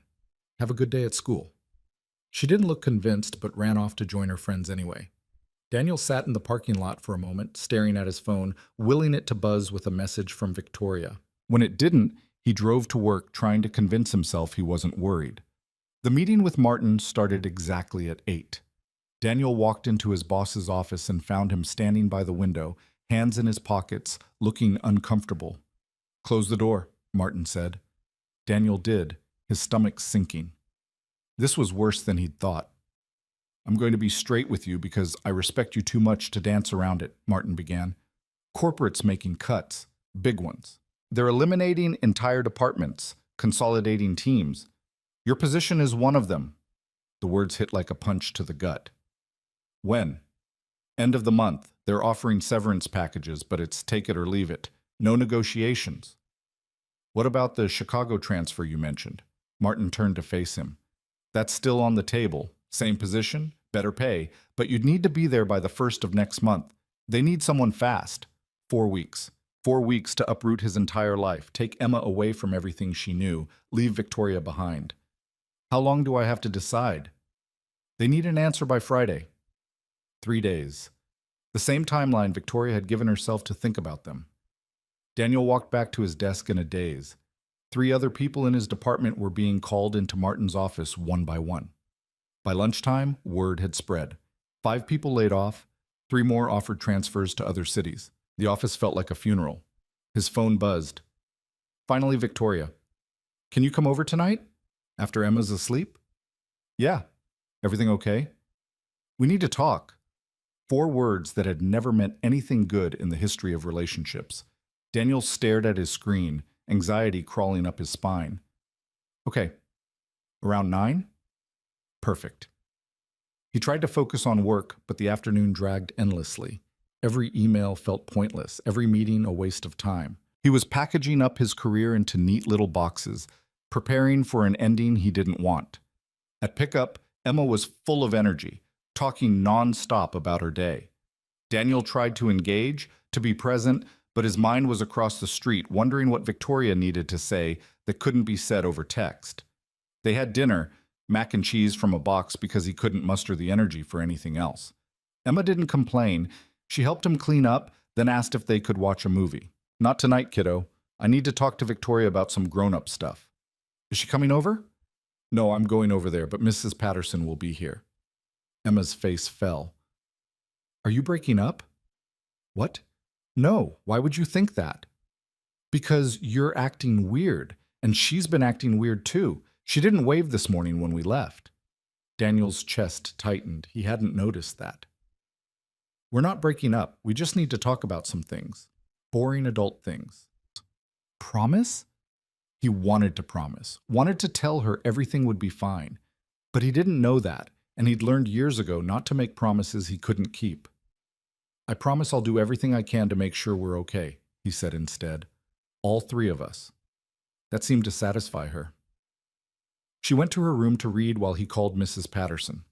The older woman arrived at 8:30, all-knowing looks and gentle pats on his arm. Whatever it is, you'll work it out, she said. How do you know? Because I've seen the way she looks at you, and the way you look at her. That's not something that just goes away. He hoped she was right. At 9 o'clock exactly, he crossed the street. Victoria's house was lit up, but the curtains were drawn. He knocked, and she answered immediately, like she'd been waiting by the door. She looked exhausted. Hair pulled back in a messy bun, wearing sweatpants and an old t-shirt, no makeup, beautiful and wrecked all at once. "Come in." The living room was a disaster. Papers everywhere, her laptop open to what looked like legal documents, empty coffee cups scattered across every surface. She'd been working on something big. "Sit down," she said, gesturing to the couch. "Do you want coffee? Wine? I have both." "I'm good." He sat, watching her pace. "Victoria, what's going on?"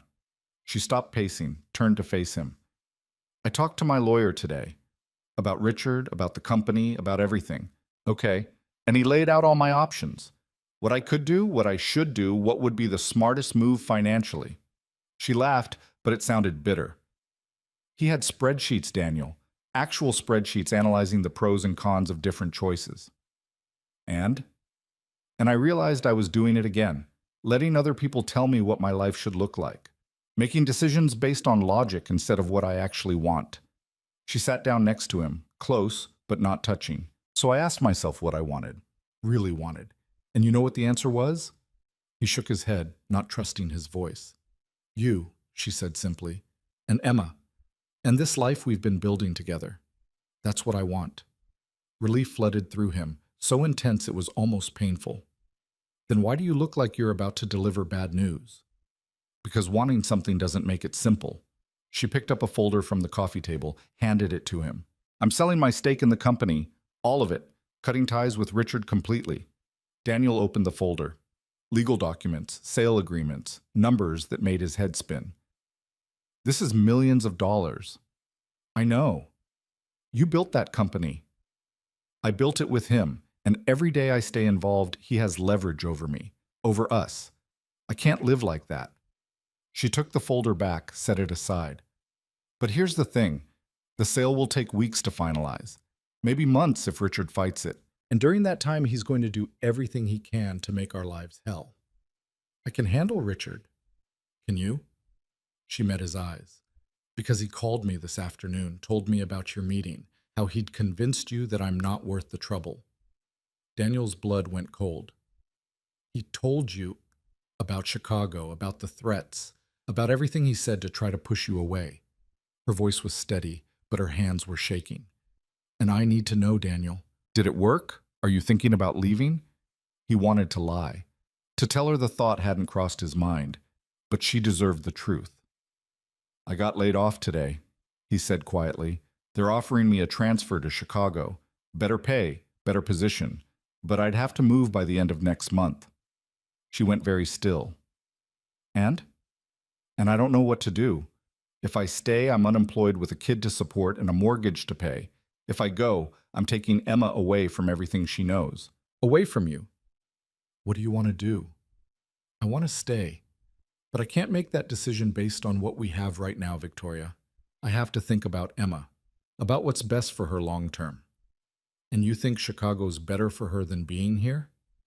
I think a stable income is better than hoping I find something local before the savings run out. He ran his hands through his hair, frustration bleeding into his voice. "I'm not like you. I can't just sell some shares and be set for life. I have real bills, real responsibilities. And I can't risk Emma's future on a relationship that's only a few months old." The words came out harsher than he intended. Victoria flinched like he'd slapped her. "Right," she said, her voice flat. "Of course, that makes sense." "Victoria, I didn't mean—" "No, you're right. We've only been together a few months. You barely know me. Why would you risk your daughter's stability for that?" She stood up, wrapping her arms around herself. "You should take the Chicago job." "That's not what I'm saying." "Isn't it? You just said you can't risk Emma's future on us." "I said I can't make decisions based solely on what we have right now. That's different." "How? How is that different?" "Because I'm trying to be realistic, to think long-term instead of just following my feelings." "And your feelings are telling you to stay," she said. It wasn't a question. "Yes, but my brain is telling me that's selfish, that I need to do what's practical." Victoria laughed, and it was the saddest sound he'd ever heard. "You know what's funny? I spent my entire marriage being practical, making logical decisions, choosing the safe option every single time, and it made me miserable. She looked at him, and her eyes were wet. I thought you were different. I thought you understood that sometimes the practical choice isn't the right one. This isn't about us, Victoria. This is about Emma. Emma loves it here. She has friends, a school she likes, a life that makes her happy. But sure, uproot all of that because it's the practical choice. That's not fair. None of this is fair. Her voice broke. I'm selling everything I built to protect you, and you're still planning your exit strategy. I'm not planning anything. I'm trying to figure out what the hell to do when every option feels wrong. They stared at each other, the space between them feeling like miles instead of feet. When do you have to decide? She asked finally. Friday? 2 days. Yeah. She nodded slowly like she was processing. And if you stay? If you turn down Chicago and stay here unemployed, what then? How long before you resent me for it? Before you look at Emma and think about all the opportunities you could have given her if you'd just made the smart choice? I would never. You would. Maybe not today, maybe not next month, but eventually. When money gets tight, when you can't afford something she needs, when you're working some job you hate just to make ends meet, you'll think about Chicago, about the life you could have had. You don't know that. I know what resentment looks like, Daniel. I lived with it for 5 years. I watched it destroy my marriage piece by piece, and I won't do that again. The finality in her voice scared him more than anything Richard had said. So what are you saying? He asked quietly. I'm saying maybe we moved too fast. Maybe we got caught up in the idea of what this could be without thinking about the reality of what it is. You don't mean that. Don't I? She sat back down, but on the opposite end of the couch this time. We're from different worlds, Daniel. We always have been. And maybe that doesn't matter when everything's going well, but when real life hits, when there are actual consequences to our choices, those differences matter. So that's it? One rough patch and you're ready to walk away? I'm trying to protect both of us. Protect Emma, before this gets messier than it already is. Daniel stood up, anger replacing the fear. You know what? You're doing exactly what Richard said you would, running the second things get hard. Choosing the safe option because it's easier than fighting for what you want. That's not what I'm doing. Then what do you call this? Because it sounds a lot like you're pushing me away before I can leave you first. She opened her mouth to argue, then closed it. The silence stretched between them, heavy with everything they weren't saying. Maybe you should go, she said finally. Think about Chicago. Think about what's best for Emma. Make your decision without me in the equation. Without you in the equation? Victoria, you are the equation. You and Emma and this life we've been building. That's what I'm trying to protect. By leaving. By keeping my options open until I figure out how to make this work. And if you can't make it work? He didn't have an answer for that. She stood up, walked to the door, opened it. I think you should go. We both need space to think. Every instinct told him to stay, to fight, to not let this conversation end like this. But she was right about one thing. They needed time to think clearly without the emotion clouding everything. He walked to the door, stopped in front of her. I love you. That hasn't changed. I love you too, she whispered. That's why this is so hard. He wanted to kiss her, to hold her, to promise everything would be okay. Instead, he walked across the street to his own house, where Mrs. Patterson was waiting with sympathetic eyes, and Emma was asleep upstairs, oblivious to the fact that her world might be about to change again. That night, Daniel didn't sleep. He sat at the kitchen table with a legal pad, trying to work through the numbers. Severance would last maybe 3 months if he was careful. Savings could stretch that to 5. But then what? He'd been applying to local jobs for weeks with no bites.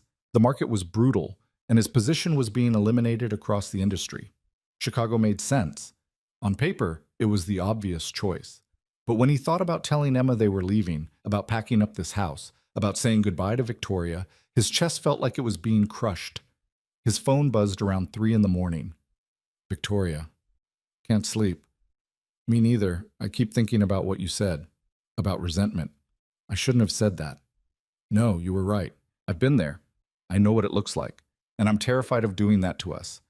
He stared at the message, then typed, what if we just trusted each other? Trusted that we'd figure it out together? I want to, but I'm scared. Me too. What are you going to do about Chicago? I don't know yet. Still thinking. For what it's worth, I meant what I said earlier about wanting you and Emma, about this being what I want. I know. That's what makes this so hard. She didn't respond after that. Daniel sat in the dark kitchen, watching the lights across the street gradually go out, and wondered how everything had gotten so complicated so fast. The next day was Thursday. One more day until he had to give Martin an answer. Daniel dropped Emma at school, drove to work, and spent the morning cleaning out his desk. HR had sent an email with details about the severance package and the Chicago transfer.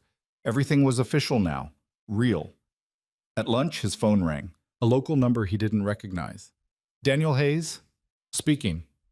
This is Jennifer Chen from North Point Technologies. We received your application for the senior project manager position, and we'd like to bring you in for an interview.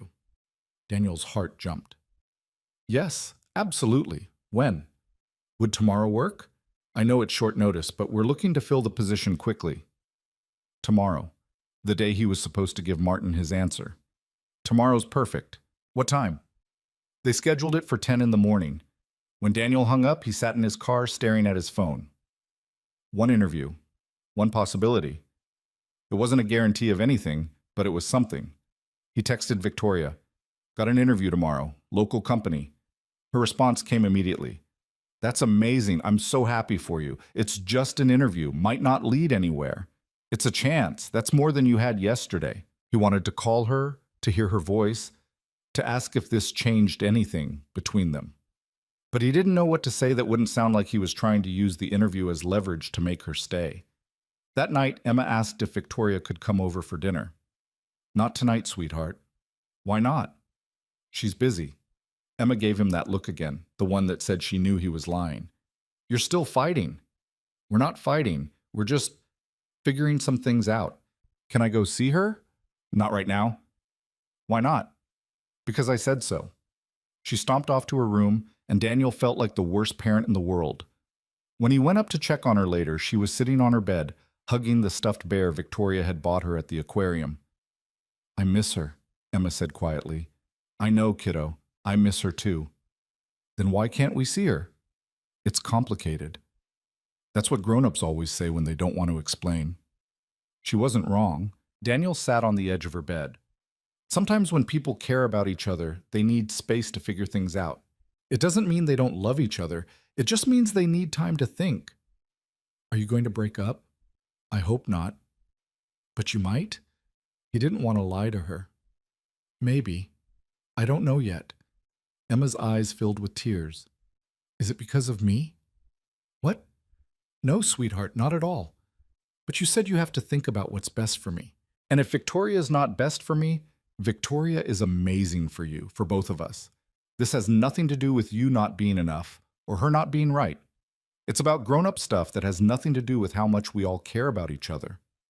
Then why can't we just stay together? Because sometimes caring about someone isn't enough. Sometimes there are other things that matter too. It was a terrible explanation, and they both knew it, but it was the best he had. Emma cried herself to sleep that night. Daniel sat with her until her breathing evened out, then went downstairs and poured himself a drink he didn't really want. His phone buzzed. Victoria again. I can hear her crying. Is she okay? Daniel looked out the window. Victoria was standing in her living room looking across the street at his house.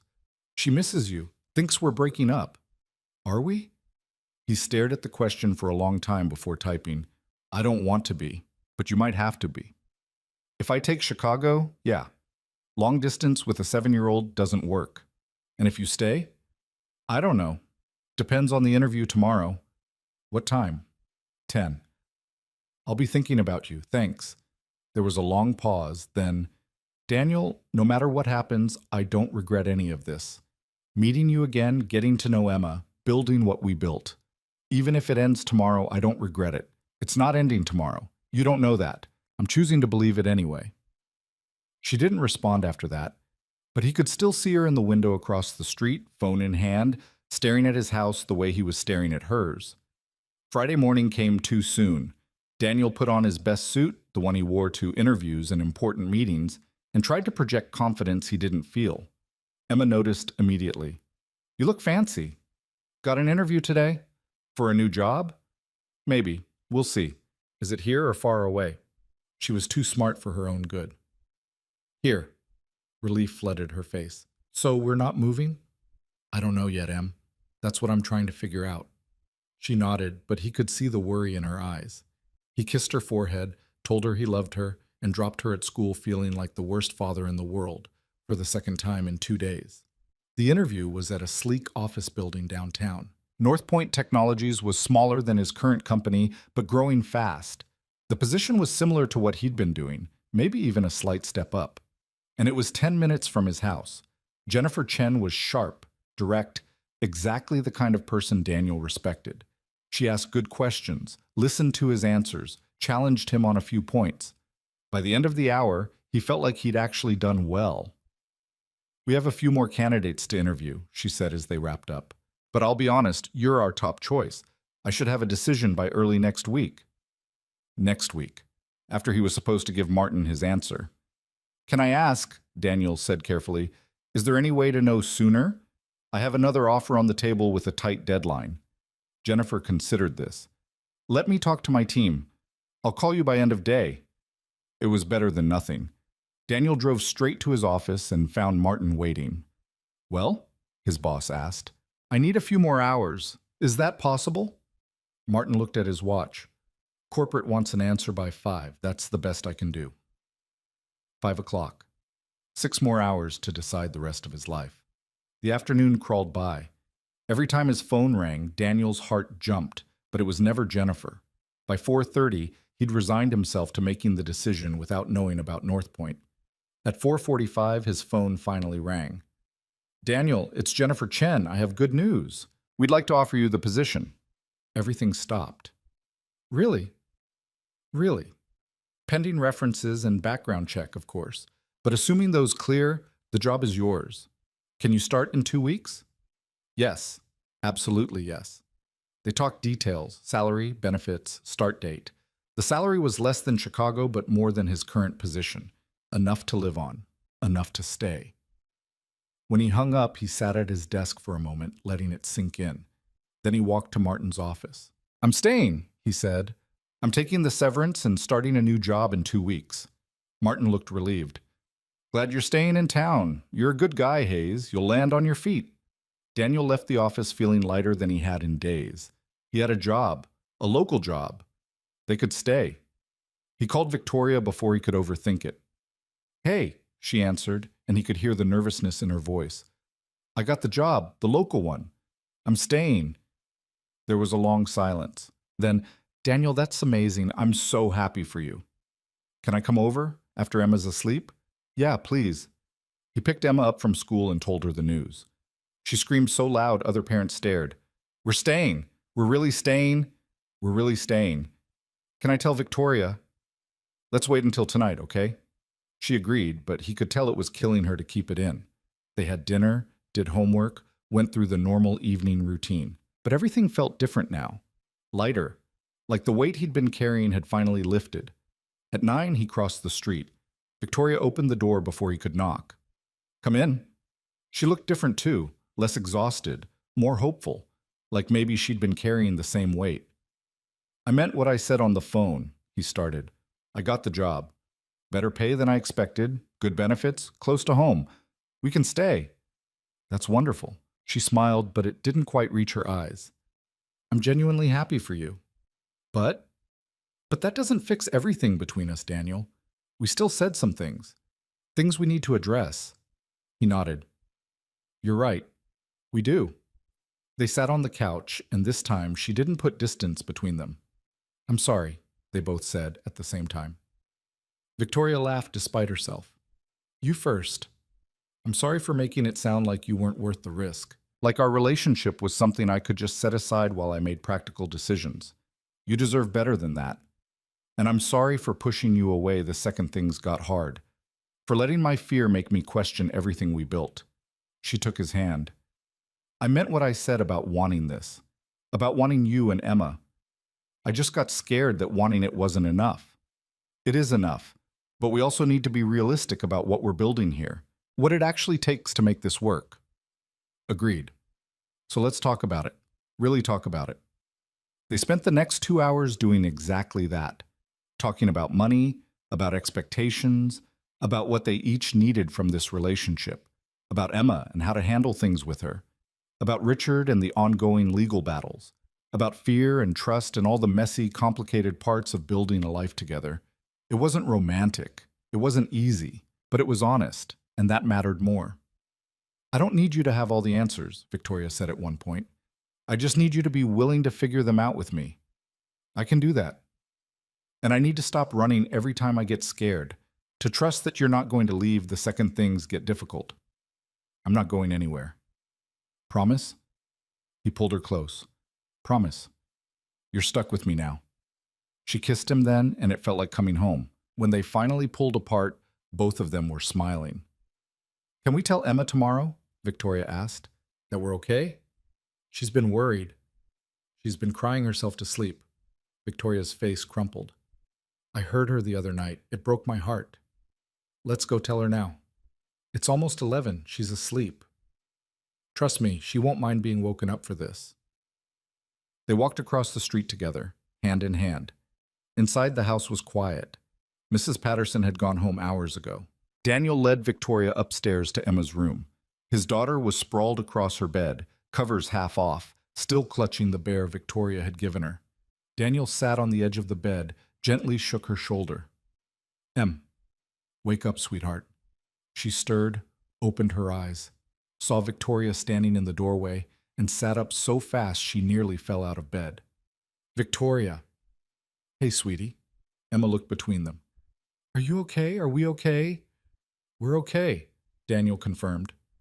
We worked it out, and we're staying here, all of us.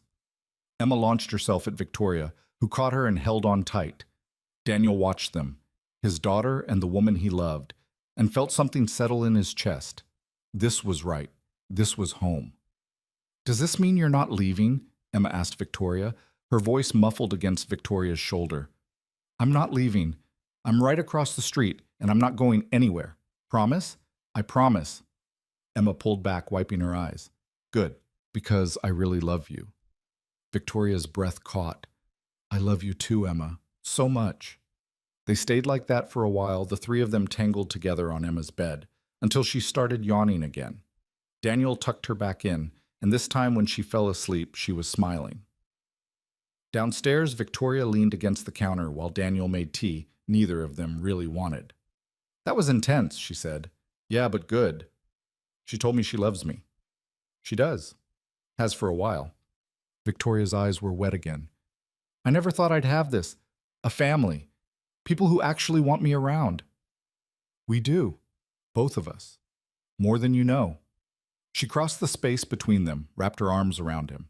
He held her close, breathing in the scent of her shampoo, feeling her heartbeat against his chest. So what now? She asked. Now we just live. Take it one day at a time. Figure out the details as we go. That's simple? That's simple. It wasn't simple, of course. Nothing ever was. But standing in his kitchen at midnight, holding the woman he loved while his daughter slept peacefully upstairs, Daniel thought maybe simple was overrated anyway. They had each other. They had time. They had a chance to build something real. And for now, that was more than enough. Martin's office felt smaller than usual the next morning. Daniel sat across from his boss, watching him shuffle papers that probably didn't need shuffling, and knew whatever was coming wasn't good. I'm going to be straight with you, Martin said finally. Corporate's restructuring. They're consolidating departments, cutting redundancies. Daniel's stomach dropped. Am I being let go? Not exactly. Martin leaned back in his chair. They're offering you a position in the Chicago office. Same role, better pay. But you'd need to relocate. Chicago, 1,000 miles away from everything he'd built here. From Emma's school, from Mrs. Patterson, from the house he'd bought with money he didn't have because he wanted his daughter to grow up somewhere stable. From Victoria. When do they need an answer? End of the week. I know it's fast, but that's how they're doing this.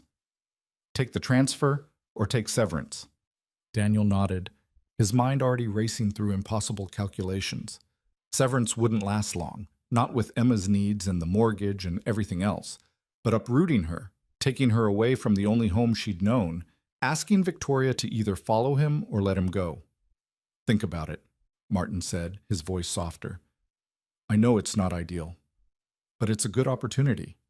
Better than what you have here. Daniel walked back to his desk in a daze. He had 3 meetings scheduled, a presentation due by end of day, and a daughter who needed to be picked up from school in 6 hours. None of it felt real. His phone buzzed. Victoria. How'd it go with Martin?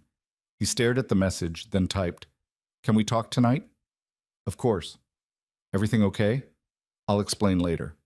He got through the day on autopilot, made the presentation, sat through the meetings, nodded at appropriate times. When 5 o'clock came, he grabbed his things and left without saying goodbye to anyone. Emma was her usual self at pickup, chattering about a science project while he drove home in silence. He tried to focus on her words, to be present, but his mind kept circling back to Chicago, to the choice he didn't want to make. Dad, you're not listening. Sorry, sweetheart. What were you saying? I said Mrs. Chen wants us to build a volcano. Can we do that this weekend? Yeah, sure. Are you okay?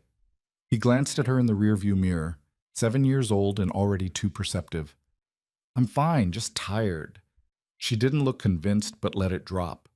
Victoria was waiting on her porch when they got home. She must have seen his car pull in. Daniel's chest tightened at the sight of her. Hey, she called. Want to come over? I made pasta. Emma's face lit up. Can we, Dad? He wanted to say no. Wanted time to figure out how to explain this. What words to use that wouldn't make everything fall apart. But Emma was already unbuckling her seatbelt, and Victoria was smiling at him with that open, trusting expression that made him feel like the worst person alive. Yeah, he said. Give me 5 minutes to change. Inside his house, he stood in the bedroom, staring at his reflection in the mirror. The guy looking back seemed older than 32, tired, worn down by choices that shouldn't be this hard. His phone rang. Unknown number. He almost didn't answer, but something made him pick up. Daniel Hayes. Yeah. This is Richard Hale, Victoria's ex-husband. Every muscle in Daniel's body tensed. How did you get this number? That's not important. What's important is that we need to talk, man to man. I don't think... 10 minutes, that's all I'm asking. There's a coffee shop on Main Street. I'm there now. I'm not meeting you. Then I'll come to your house. I know where you live, right across from my wife. Ex-wife. A technicality we're working on correcting. Richard's voice was smooth, confident, the voice of someone used to getting what he wanted. 10 minutes, Daniel, or I show up at your door and we have this conversation in front of your daughter. Your choice. The line went dead. Daniel stood there, phone in hand, fury burning through his chest. He should ignore it, should tell Victoria and let her handle it, should do anything except what Richard wanted. But the thought of him showing up here, around Emma, around Victoria.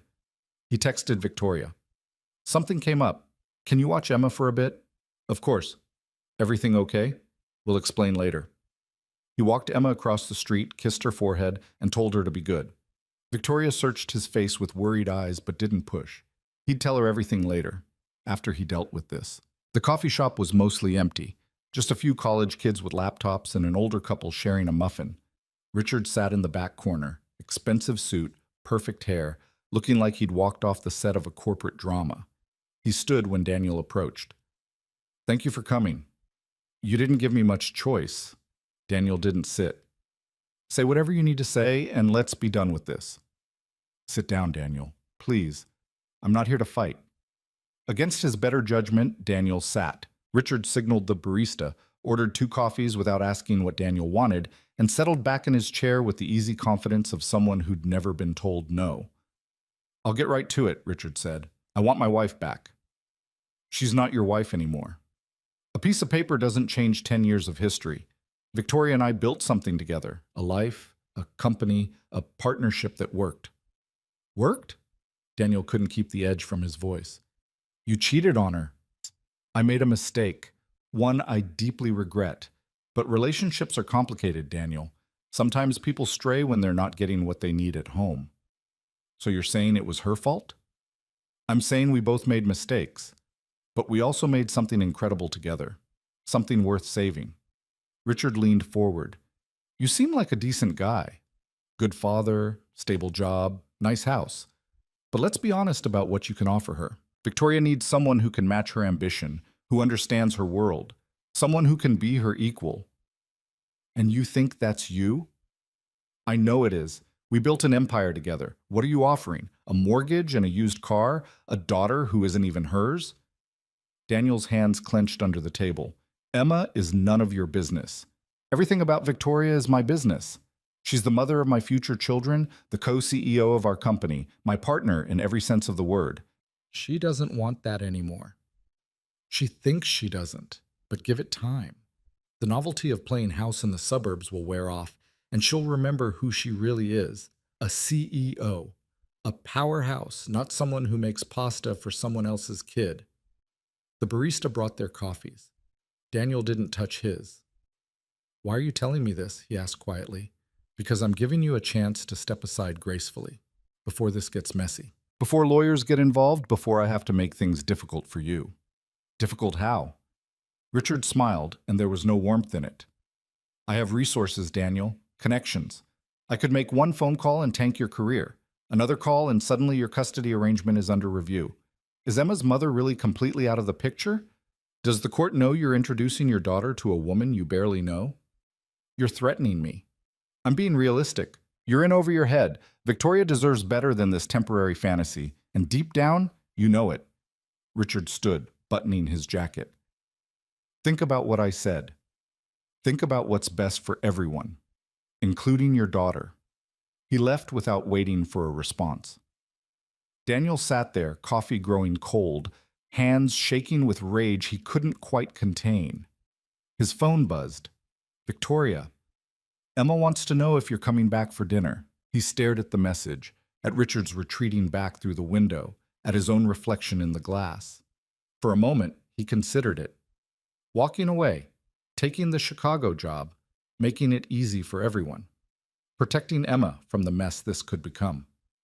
Then he thought about Victoria's smile, about the way Emma lit up when she saw her, about morning coffees and late-night conversations and the feeling that maybe, for the first time in years, he wasn't just surviving, but actually living. He typed back, On my way. Victoria knew something was wrong the moment he walked in. She waited until Emma was distracted with a puzzle to pull him aside. What happened? Your ex called me. Asked to meet. Her face went pale. You didn't... I did. He ambushed me, said he'd show up here if I didn't go. What did he want?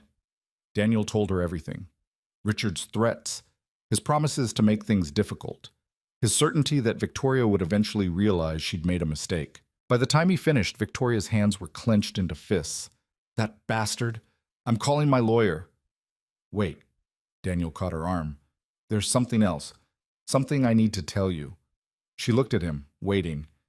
My company offered me a transfer to Chicago. I have until Friday to decide. The color drained from her face. Chicago. It's a promotion, better pay. But I'd have to move. Take Emma out of school. Leave everything here. Leave me, she said quietly. I don't want to, but if I don't take it, I lose my job. And with Richard threatening to destroy my career anyway, he ran his hands through his hair.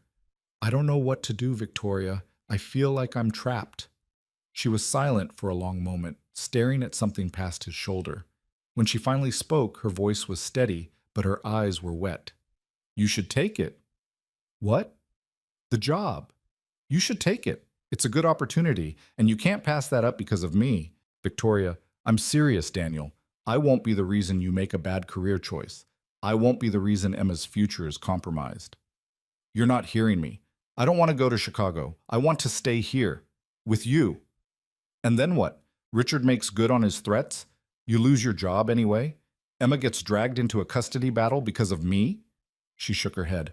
I can't let that happen. So what are you saying? That we're done? I'm saying you need to do what's best for your daughter. And maybe that's not here. Don't do this. He stepped closer. Don't push me away because you're scared. I'm not scared. I'm being realistic. Bullshit. You're doing exactly what you did in college, choosing the safe path because you think that's what you're supposed to do. That's not fair, isn't it? You married Richard because it made sense, built a life you hated because it looked good on paper, and now you're trying to do the same thing again, sacrificing what you actually want because it's easier than fighting for it. This isn't about me, Daniel. This is about Emma, about protecting her from the mess my life brings. Emma loves you. She wants you in her life, so do I. But you have to want it too. You have to be willing to fight for it instead of running. The second things get hard. Victoria's eyes flashed. You have no idea what I've been through, what it cost me to leave Richard, to start over, to try to build something real. And now he's back, threatening to destroy everything, and you're asking me to drag you and Emma into that war. I'm saying we fight it together. And if we lose, then we lose, but at least we tried. She turned away, wrapping her arms around herself. Emma's voice drifted from the other room, singing something off-key while she worked on her puzzle. The sound of normal life, of childhood innocence that deserved protecting. I need time, Victoria said finally, to think, to figure out how to handle Richard without putting you in the crossfire. How much time? I don't know. Daniel felt something crack in his chest. I have to give my answer by Friday. 3 days, Victoria. That's all the time we have. Then I guess we both have some thinking to do. He wanted to argue, to push, to make her see that running wasn't the answer. But Emma appeared in the doorway, puzzle piece in hand, asking for help, and the moment shattered. They got through dinner somehow, made conversation, smiled at Emma's jokes, pretended everything was fine. When it was time to leave, Victoria walked them to the door but didn't meet Daniel's eyes. I'll call you, she said. Yeah. Okay. Emma hugged her goodbye, oblivious to the tension. Daniel watched Victoria hug her back, saw the way her face crumpled slightly when Emma wasn't looking, and felt his heart break a little more. That night, he couldn't sleep. He lay in bed staring at the ceiling, running through scenarios. Take the job, start over in Chicago, give Emma a fresh start somewhere Richard couldn't reach. Stay here, lose his job, hope he could find something else before the money ran out. Fight for Victoria, risk everything, possibly lose it all anyway. There were no good choices. His phone lit up around 2 a.m. Victoria. Can't sleep either? No, I'm sorry about earlier. I didn't mean to push you away. I know, you're scared. I get it. I don't know how to do this, Daniel. How to let someone in without them getting hurt. You don't. That's the risk. But it's worth it. Is it? Even if everything falls apart? He thought about Emma asleep down the hall. About the life they'd built here, fragile and imperfect as it was. About Victoria across the street, probably sitting in the dark the way he was. Yeah. Even then, she didn't respond for a while. When she did, it was just, I need to show you something. Tomorrow. Can you come over after Emma's at school? What is it? Just trust me. He wanted to push, to demand answers, but he was too tired for more fighting. Okay. I'll be there. Morning came too soon. Daniel got Emma ready for school, dropped her off, and drove back home with his stomach in knots. Victoria's car was in her driveway. He parked in his own driveway, walked across the street, and knocked. She answered immediately, like she'd been waiting by the door. Come in. The living room looked different. Papers were spread across the coffee table, her laptop open, coffee cups scattered around. She'd been up all night. I've been thinking about what you said, she started. About fighting. About not running. Yeah? And you're right. I've spent my whole life choosing the safe option, the logical option, and it's made me miserable. She gestured to the papers. So I made some calls, talked to my lawyer, my accountant, some people I trust. Victoria, what did you do? I'm selling my company. He stared at her. What? Not all of it. Just my shares? Enough to cut all ties with Richard, to make it impossible for him to use the business against me. She sat on the couch, looking exhausted but determined. It'll take a few weeks to finalize, but once it's done, he'll have no leverage, no connection to me beyond a failed marriage. That's your company. You built that. I built it with him, and it's been a chain around my neck ever since. I don't want it anymore. I want freedom. I want a life that's actually mine. Daniel sat beside her, trying to process. What will you do? I don't know yet. Consult, maybe. Start something new. Take some time to figure out who I am when I'm not performing for investors and board members. She looked at him. But whatever I do, I want to do it here, with you, if you'll have me. Victoria, I know it's a lot. I know I'm asking you to trust me after I pushed you away, but I mean it, Daniel. I want to fight for this, for us. I just needed to clear the board first, make sure Richard couldn't hurt you or Emma. He didn't know what to say. The relief was overwhelming, mixed with fear and hope, and about a dozen other emotions he couldn't name. What about Chicago? He asked. What about it? I still have to give them an answer. She was quiet for a moment. What do you want to do? I want to stay here, but I can't do that without a job. Then we'll figure it out together. Maybe I can make some calls, see if any of my contacts are hiring. Or maybe you take the severance and use it to buy yourself time to find something better. Whatever happens, we'll handle it. You don't have to. I want to. That's what partners do, right? They help each other. Partners. The words settled into his chest, warm and terrifying. I have to tell Emma, he said, about us. About everything. She deserves to know. Whenever you're ready. Tonight, he decided. I'll tell her tonight. Victoria nodded, relief flooding her face. She leaned into him and he wrapped his arms around her, breathing in the scent of her shampoo and coffee and home. Thank you, she whispered. For what? For not giving up on me. For seeing past all my bullshit. Thank you for deciding to stay. They sat like that for a while, holding each other in her living room while sunlight streamed through the windows. Outside, the street was quiet. Normal. Like the world hadn't just shifted on its axis. Daniel's phone buzzed. Martin, need your answer by end of day. No pressure, but they're pushing for a decision. He looked at Victoria. I need to call my boss. What are you going to tell him? Daniel thought about Chicago, about fresh starts and running from problems and all the reasons leaving made sense on paper. Then he thought about Emma's face when she talked about Victoria, about morning coffees and late-night conversations and the feeling of finally being seen. I'm going to tell him no. Victoria's eyes widened. Are you sure? Yeah, I'm sure. Chicago's not where I'm supposed to be. This is... He made the call right there, sitting in Victoria's living room with her hand in his. Martin wasn't happy, but he understood. Offered to put in some good words with other companies to help him land on his feet. Daniel thanked him, hung up, and felt lighter than he had in days. So, Victoria said, now what? Now I go pick up my daughter and figure out how to explain that her dad's dating the neighbor. Victoria laughed. Think she'll be surprised? Not even a little bit. Emma took it exactly as well as he expected, which is to say she squealed so loud the neighbors probably heard. I knew it, she shouted, bouncing on the couch. I knew you liked each other. How did you know? Daniel asked, bemused. Because you smile all the time now. And you let me have extra dessert when we eat at Victoria's house. You only do that when you're happy. Victoria was trying not to laugh. Is that true? Apparently I'm very transparent. Emma launched herself at Victoria, hugging her tight. Does this mean you're going to be my mom? Victoria froze, caught off guard. Daniel started to intervene, but Victoria spoke first. I can't replace your mom, sweetie, but I can be someone who loves you very much and wants to be part of your life. If that's okay with you. Emma pulled back, considering this seriously. Will you still teach me to braid my hair? Of course. And help with homework? Whenever you need me. And come to my soccer games even though I'm terrible? You're not terrible. And yes. Emma nodded, satisfied. Okay. Then it's okay with me. Just like that, it was settled.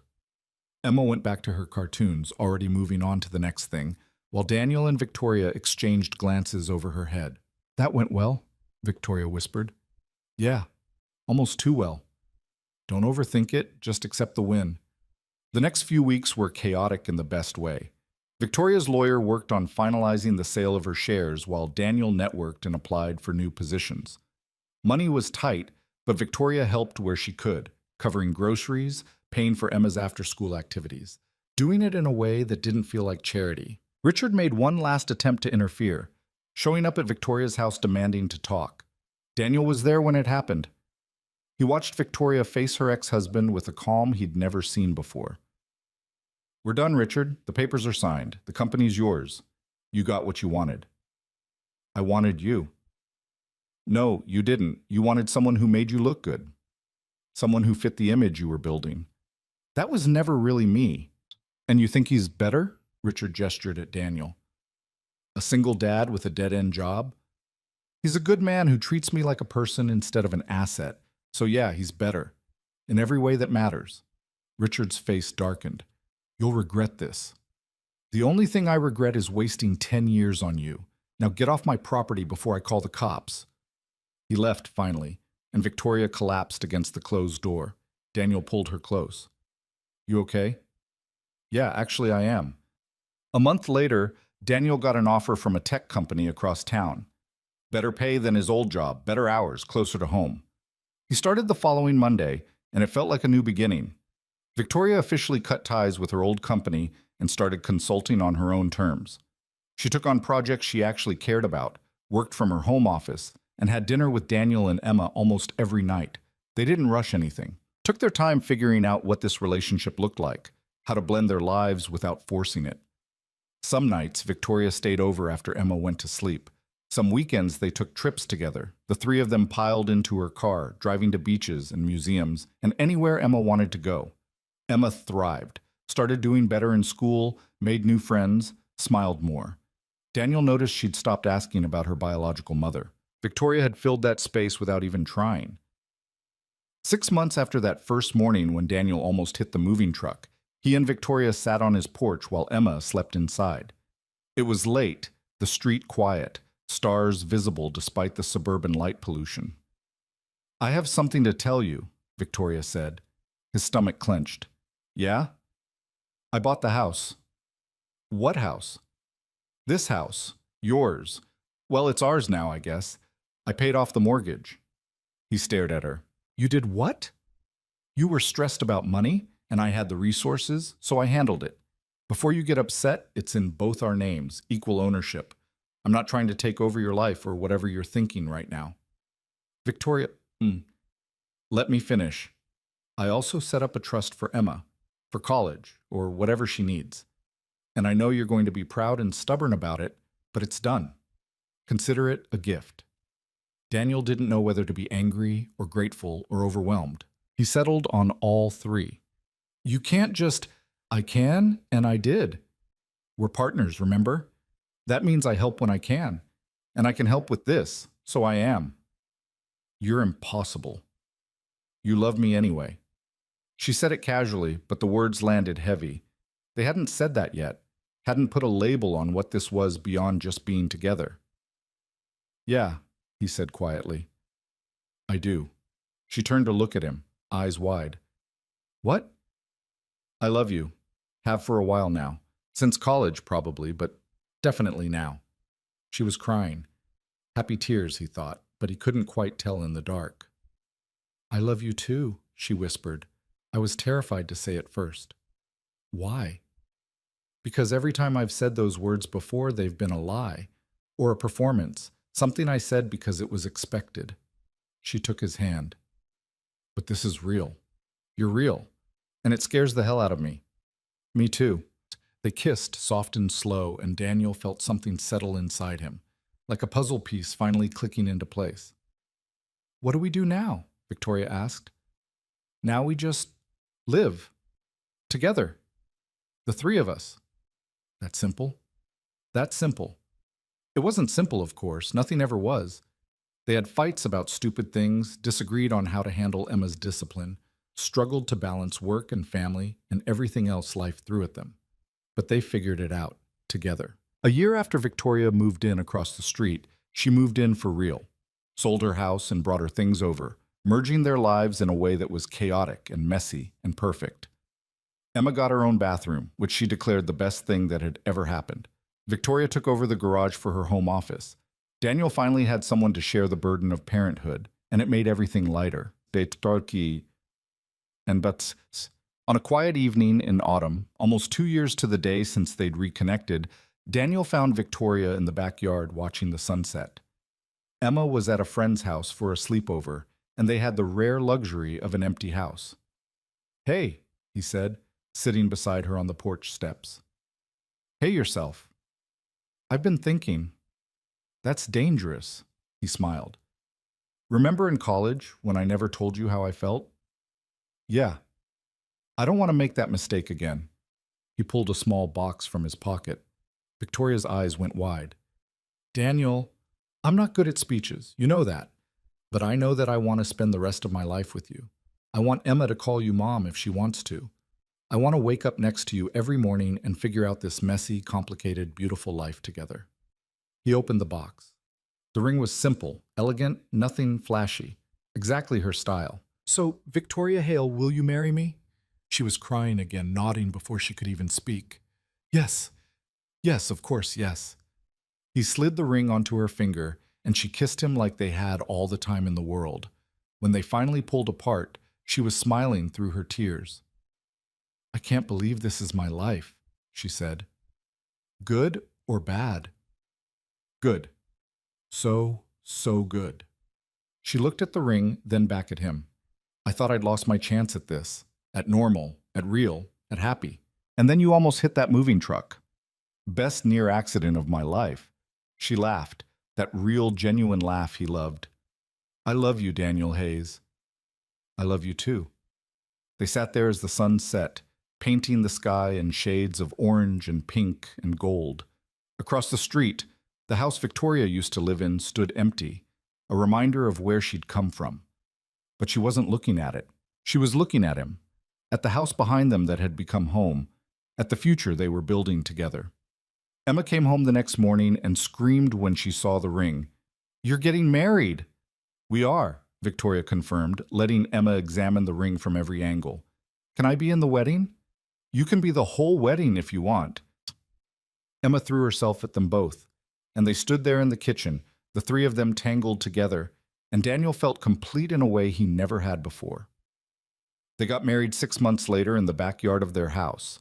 Small ceremony, just close friends and family. Emma walked Victoria down the aisle, both of them crying, both of them smiling. Daniel waited at the makeshift altar and thought about all the years he'd wasted being silent, being scared, being certain that someone like Victoria could never fit into his world. He'd been wrong about so much. When they said their vows, Victoria's voice shook but never wavered. She promised to love him, to love Emma, to build a life that was messy and real and theirs. He promised the same, and when they kissed, Emma cheered louder than anyone. Later, after the guests had left and Emma had finally crashed from a sugar high, Daniel and Victoria slow danced in the kitchen to no music. Just the sound of their breathing, their feet on the floor, the quiet contentment of two people who'd found each other against all odds. Happy? He asked. Happier than I ever thought I'd be. No regrets? Not a single one. She rested her head against his chest. I spent so long trying to be what everyone else wanted. And then I found you, and I realized I could just be me. Messy, imperfect, figuring it out as I go me. And that was enough. You've always been enough. I know that now. They swayed in the darkness, and Daniel thought about college, about that young man who'd sat 3 rows back and never spoken up. He wished he could tell that version of himself that it would work out, that the girl who seemed untouchable would one day be his wife. That love wasn't about being perfect or having everything figured out, but about finding someone who made the mess worthwhile. Emma appeared in the doorway, rubbing her eyes. Can I dance too? Always, Victoria said, pulling her into their circle.